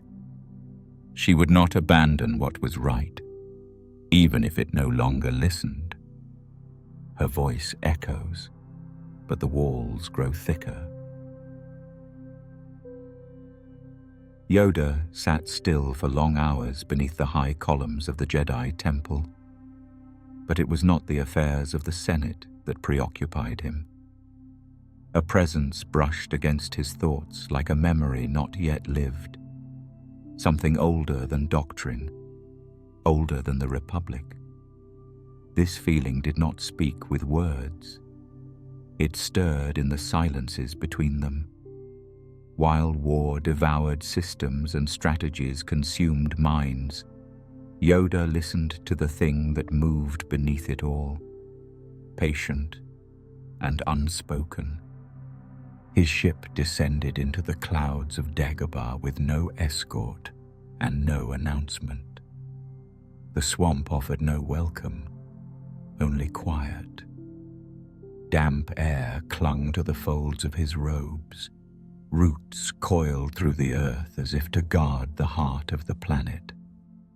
He walked slowly, not because of age, but because of reverence.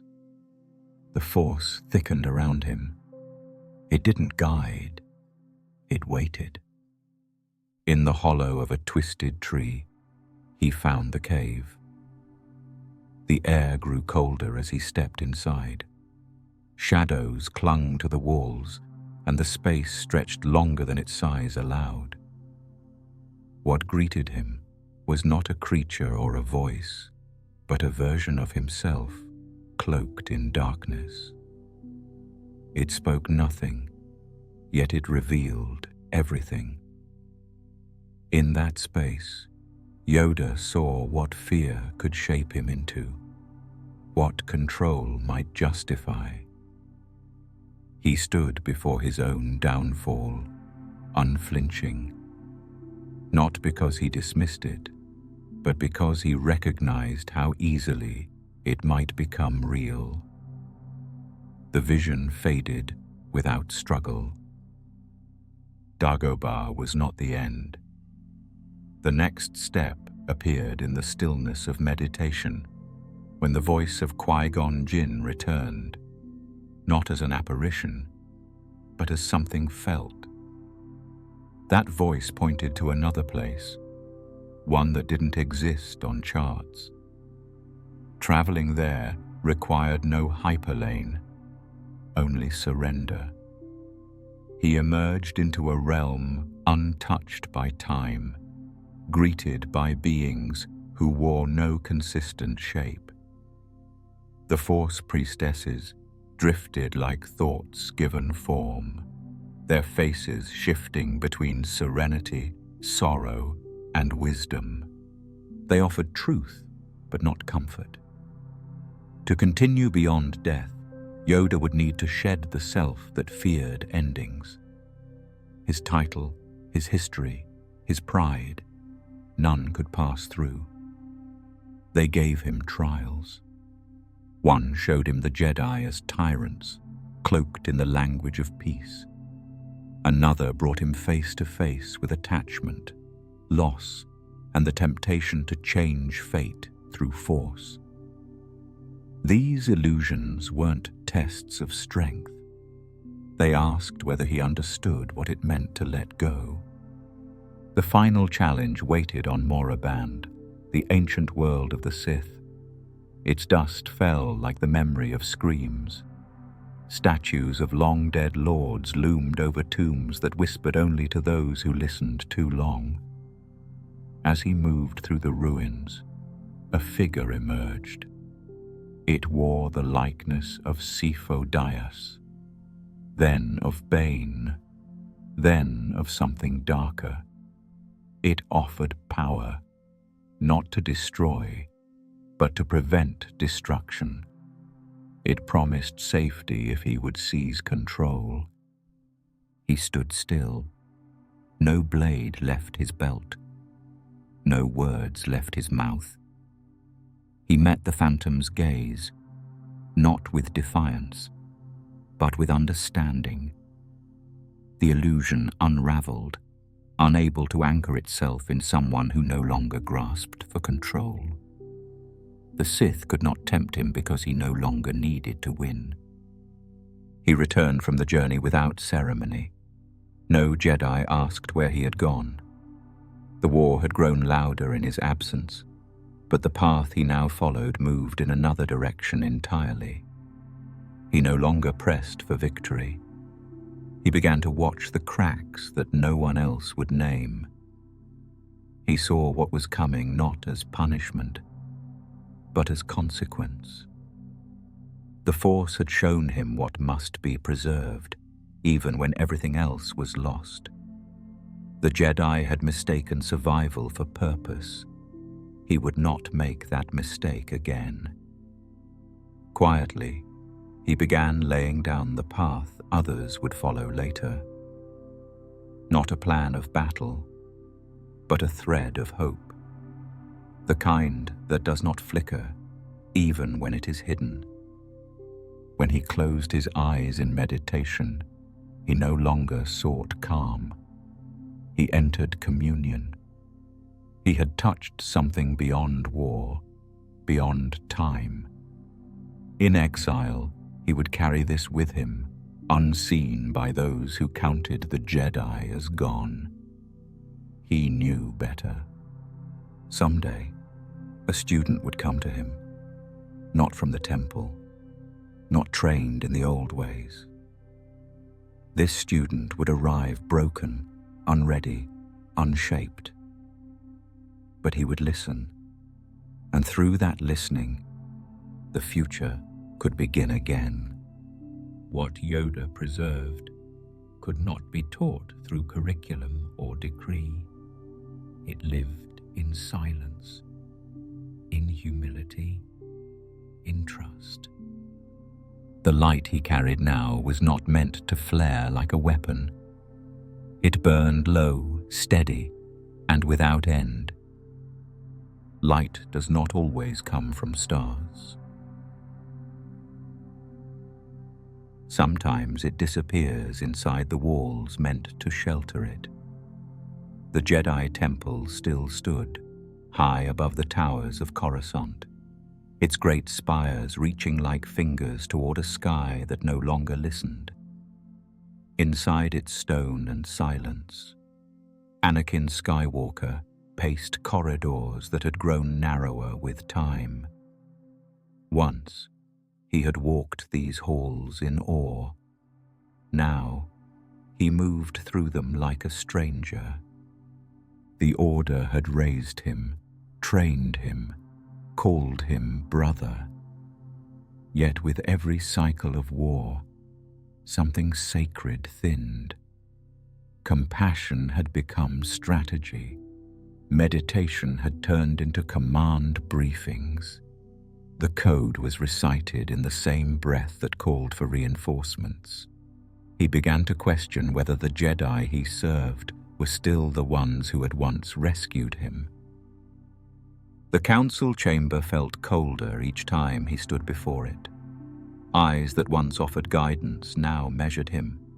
Mace Windu's voice carried a weight that pressed more than it supported.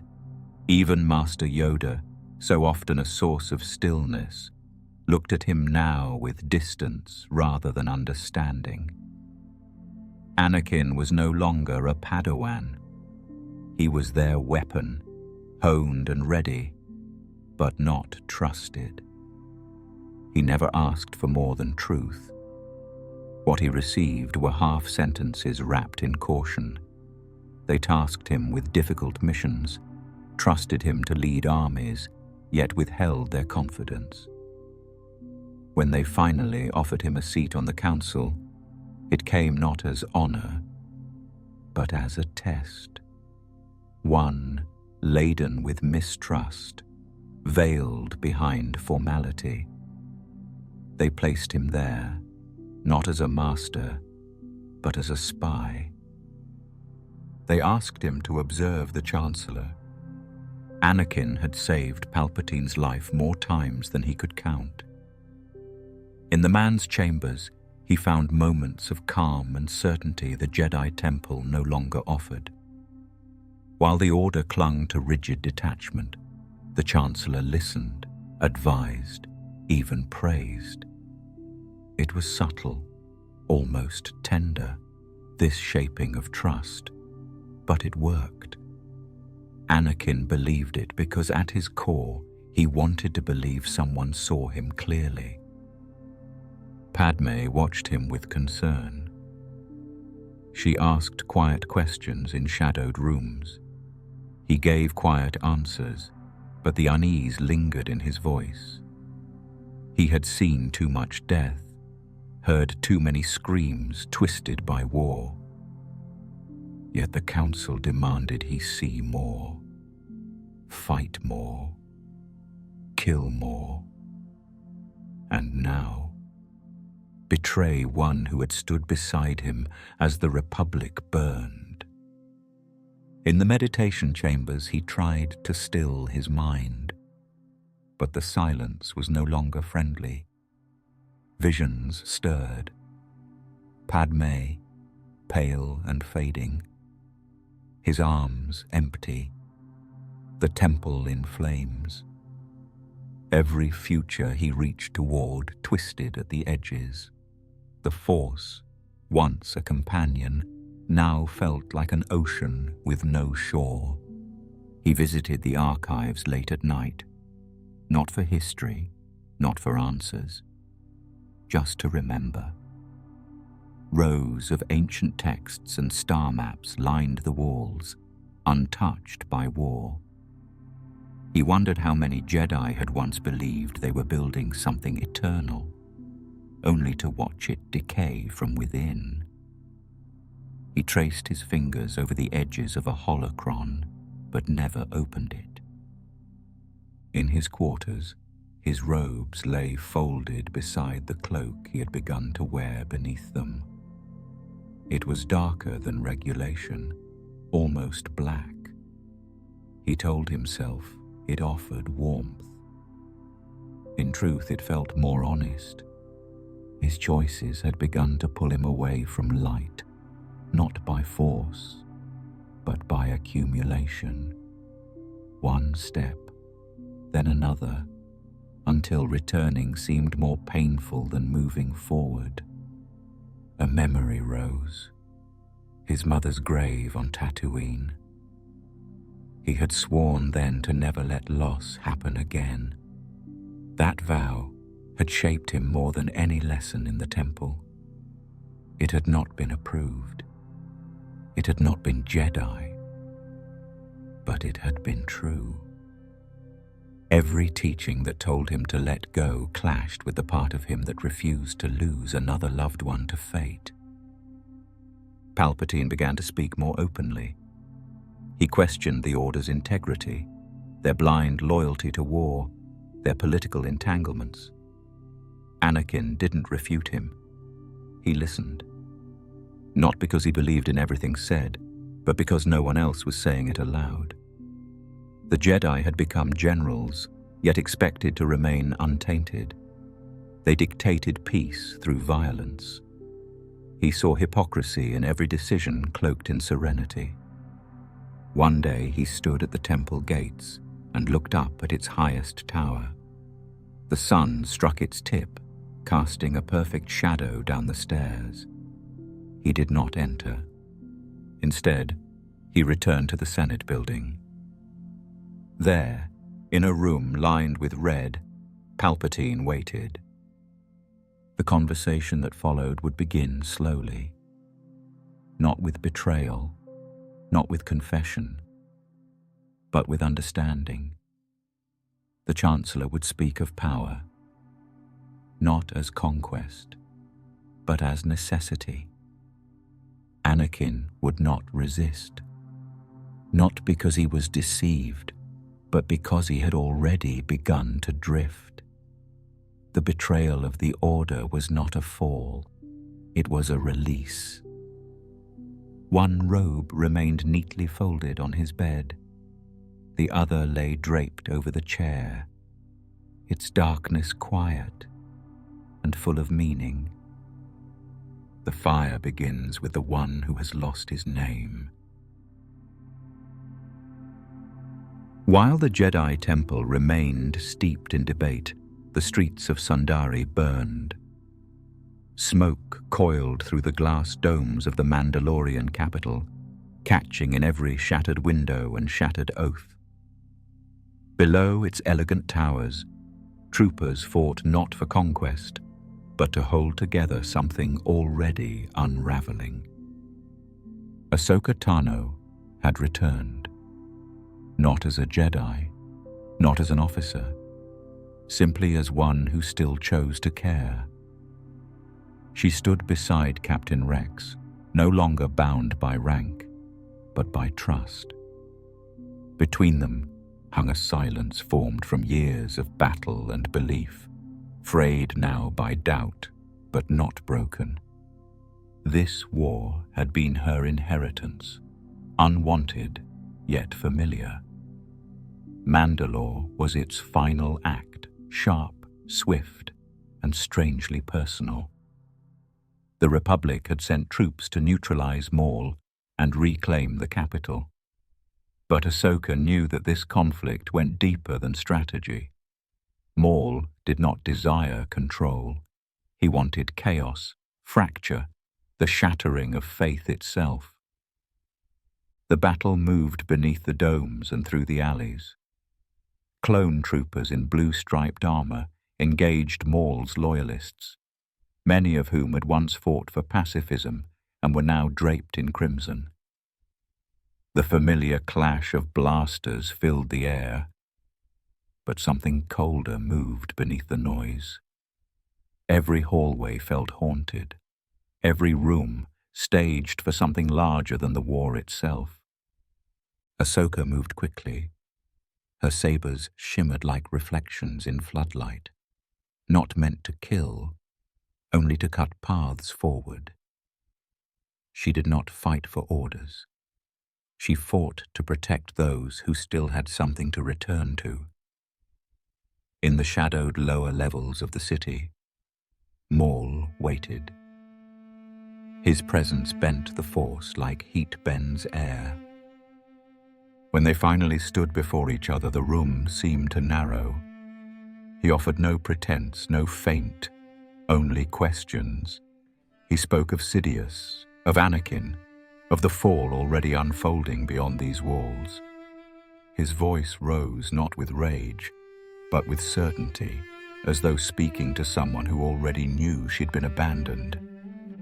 Ahsoka refused his offer to join him, not because she trusted the Jedi, she no longer did, but because Maul's path led only deeper into ruin.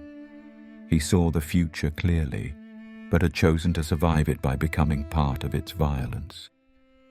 She would not do the same. Their duel lit the throne room in brief flashes. Sparks fell like rain. His strikes came swift and brutal. Hers, precise and unrelenting. It was not a contest for victory. It was a test of who would bend first. As the battle tipped, glass shattered above them.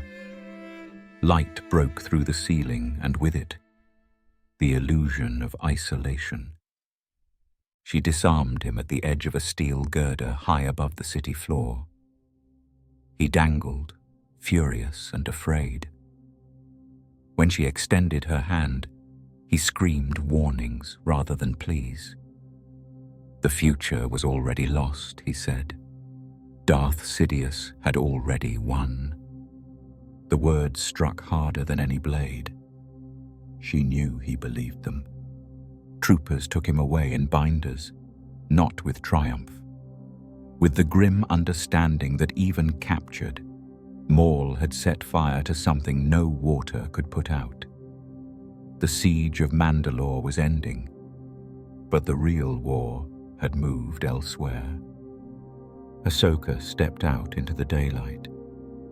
The city stood wounded, but intact. Republic banners fluttered beside Mandalorian symbols blackened by fire. Rex stood waiting, helmet tucked under one arm, eyes narrowed. There was no celebration, only breath, and the knowledge that something irreversible had just occurred. Transmission reports came in fragmented. Rumors of Jedi death, confusion in the Outer Rim, silence from Coruscant. The sound of triumph dulled beneath the weight of unfinished truths. Ahsoka found herself alone in the quiet that followed. She gazed out at the city and felt no victory, only the shape of something vast collapsing just outside her reach. That night, she walked the upper corridors of the command ship, preparing to leave Mandalore behind. She passed clone troopers at attention, saluting a commander who no longer wore rank. They still looked to her, not for orders, but for meaning. She said nothing. Words would not hold against what was coming.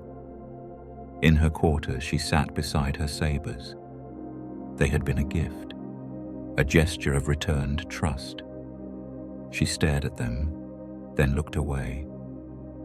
Elsewhere, a signal was preparing to be sent. It would not carry orders. It would end them.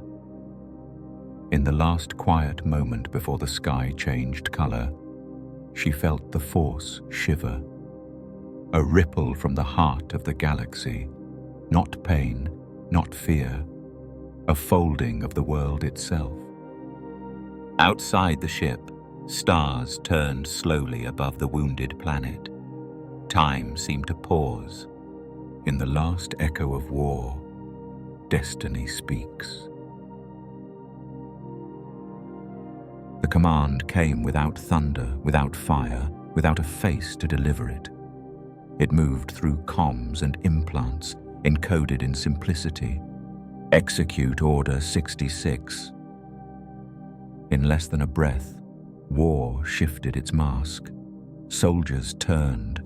Sabers flared for the last time.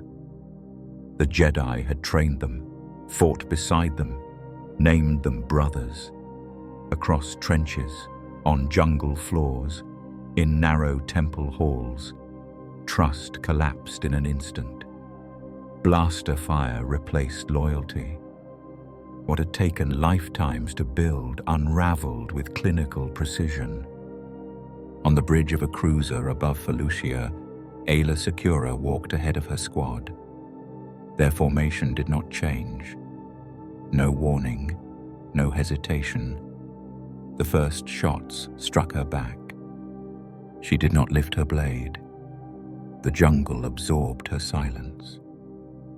In the caverns of Salukami, Oporanchisis fell with a roar that never reached the surface. Ki Adi Mundi's final stand came in the snow, a blue blade raised against a dozen rifles. No one remembered his words. The wind took them before the dust had settled. At the temple on Coruscant, the betrayal took its most brutal shape. The march came at dusk, framed by the golden light of the planet's endless skyline. A black figure led the clones up the steps, once a student, now an instrument. Inside, younglings gathered in the archives, waiting for guidance. What met them was a blade and the emptiness behind it. Elsewhere, some Jedi sensed the shift in the Force and moved before the trap closed. Obi-Wan, wounded and falling, plunged into the waters below Utapau's cliffs. Master Kakruk vanished into the outer rim, armor scorched and robes torn. Some escaped, most did not. Yoda paused on Kashyyyk as the trees fell silent. His hand rose not in defense, but in mourning. 2 clone commanders flanked him, rifles lifting. Before they fired, he turned. The Force did not scream. It withdrew. In its stillness, he moved with clarity. And when he fled the planet's canopy, he did so without triumph. Ships burned across the sky. Halls that once rang with lessons and laughter now rang with nothing. Statues cracked. Holocrons flickered. Lightsabers dimmed beside their keepers. The temple's heart, long considered unshakable, was left open to shadow. The Republic did not mourn them. Across the Senate floor, Palpatine declared the Jedi traitors to the Republic. His voice, sharpened and amplified, wrapped itself around every broadcast. Footage played without context. Words were twisted. The people cheered. They had watched their protectors lead armies. They had seen Jedi sit in seats of power and walk the halls of war. When told they had turned, many believed it without question. Their robes had looked too close to authority. Their silence had grown too distant.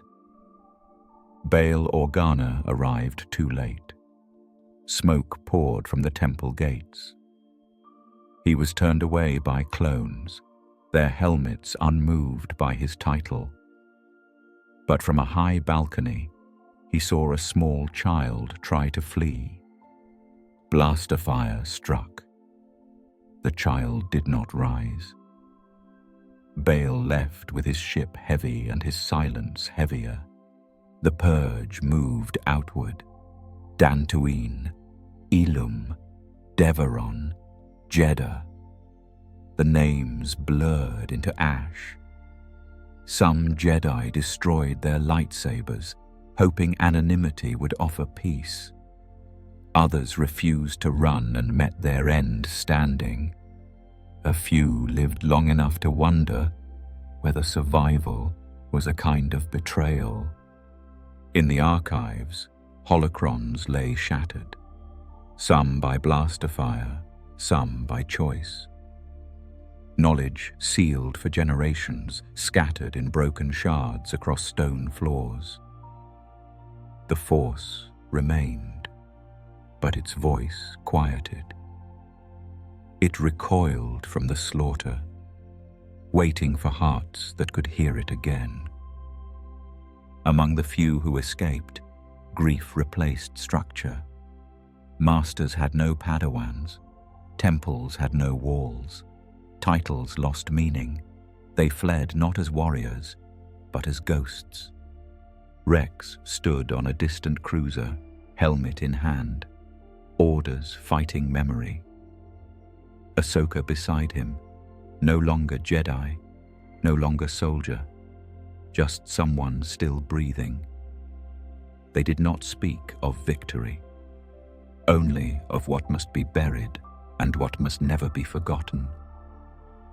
The Order had not fallen in a single day. Its fall began long before, in debates, in doubt, in the slow erosion of listening. But on this day, its death was complete. Across worlds, stars continued to rise and fall. Life went on beneath banners newly sown. But in corners of the galaxy, where once the Force was tended, silence settled like dust on ancient stone. A chapter ended not with ceremony, but with absence. 1,000 lights had gone out, and no one remained to name each one. Silence falls across stars once guarded. The war ended not with peace, but with silence so vast it felt like vacuum. Where once engines roared and lightsabers cut across firelit skies, now only whispers moved. The Clone Wars, long and brutal, collapsed into memory before the last flames cooled. On a nameless moon orbiting Mandalore, the snow drifted without purpose. It blanketed scorched fields, where cities had once stood proud. Beneath that snow lay remnants of armor, fractured droids, and a helmet half buried, its visor facing nothing, its purpose long ended. Ahsoka stood on that moon in quiet farewell. Around her lay graves no one had marked. The clones who died in that final pursuit had followed her, even after the command to turn. She had felt their hesitation, their struggle against the storm within. Some resisted, some failed, none were forgotten. Captain Rex had buried their bodies with care. The two of them carved no names, left no record. To the Empire now rising, these men had ceased to exist. But in this place, far from broadcast and tribunal, their loyalty was remembered in full. They did not speak of the Order. The word itself had become a wound. Ahsoka no longer called herself Jedi. Yet what lived inside her, discernment, compassion, clarity, remained unchanged. She had been shaped by the Jedi, but not confined by them. In the end, it was not the title that gave meaning, but the choice to protect even when there was nothing left to gain. The Republic, once spoken of in reverent tones, had vanished almost overnight. In its place stood the Empire, declared necessary by voices too tired to resist. The clone troopers became an occupying force. The Senate remained, hollowed of dissent. The people, still weary from war, looked upward and accepted quiet over justice. What remained of the Jedi scattered. Those who lived kept moving, hunted not for crime, but for remembrance. To be a Jedi was no longer an identity, it was a sentence. Rex changed his armor, removed insignias, cut ties. He no longer wore rank or gave commands. Yet in the core of him, something remained, a devotion not to orders, but to those he had stood beside. He no longer followed a code. He followed the memory. They separated without ceremony. Ahsoka took a freighter bound for nothing. Rex remained behind, blending into forgotten places. Neither said farewell. The moment had no room for endings. Elsewhere, remnants stirred. Maul vanished into the cracks of the galaxy. Palpatine crowned himself emperor. Darth Vader stepped forward as his shadow. The former Anakin Skywalker did not speak of his past. Whatever guilt survived was buried beneath a mask of fire and machine. Jedi temples stood abandoned or burned. Archives smoldered. Holocrons, once guarded as sacred, now cracked beneath marching boots. In time, the Force itself began to feel distant, as if waiting. But memory did not vanish. In the outer rim, stories began to spread, of travelers with strange abilities, of protectors who moved unseen, of a light still flickering even in the darkest systems. These tales were scattered, believed only by the desperate, but they endured. The Clone Wars had begun as a conflict between systems, but it had always been something deeper. It was a test of truth against deception, trust against manipulation, and in its final hours, it revealed its true shape. Not a war of heroes and villains, but of choices made under pressure, identities tested without warning. The galaxy turned. New laws were written. Dissent was silenced. Holonets repeated names of enemies already dead. The stars above Mandalore continued to burn, cold and uncaring. Ahsoka left the moon with her sabers buried deep in the snow. She walked away unarmed, not because she had given up, but because she no longer needed to prove what she was. Her survival was not a rebellion. It was a quiet refusal to vanish. As her ship disappeared into the stars, snow continued to fall over the empty battlefield. The helmet, still half buried, collected a thin layer of frost. No trumpet marked the end of the Clone Wars. No parade followed the final order. What remained were fragments of identity, of loyalty, of silence. In those fragments, something old had ended, and something else had begun. From these cold ashes, another shadow rises.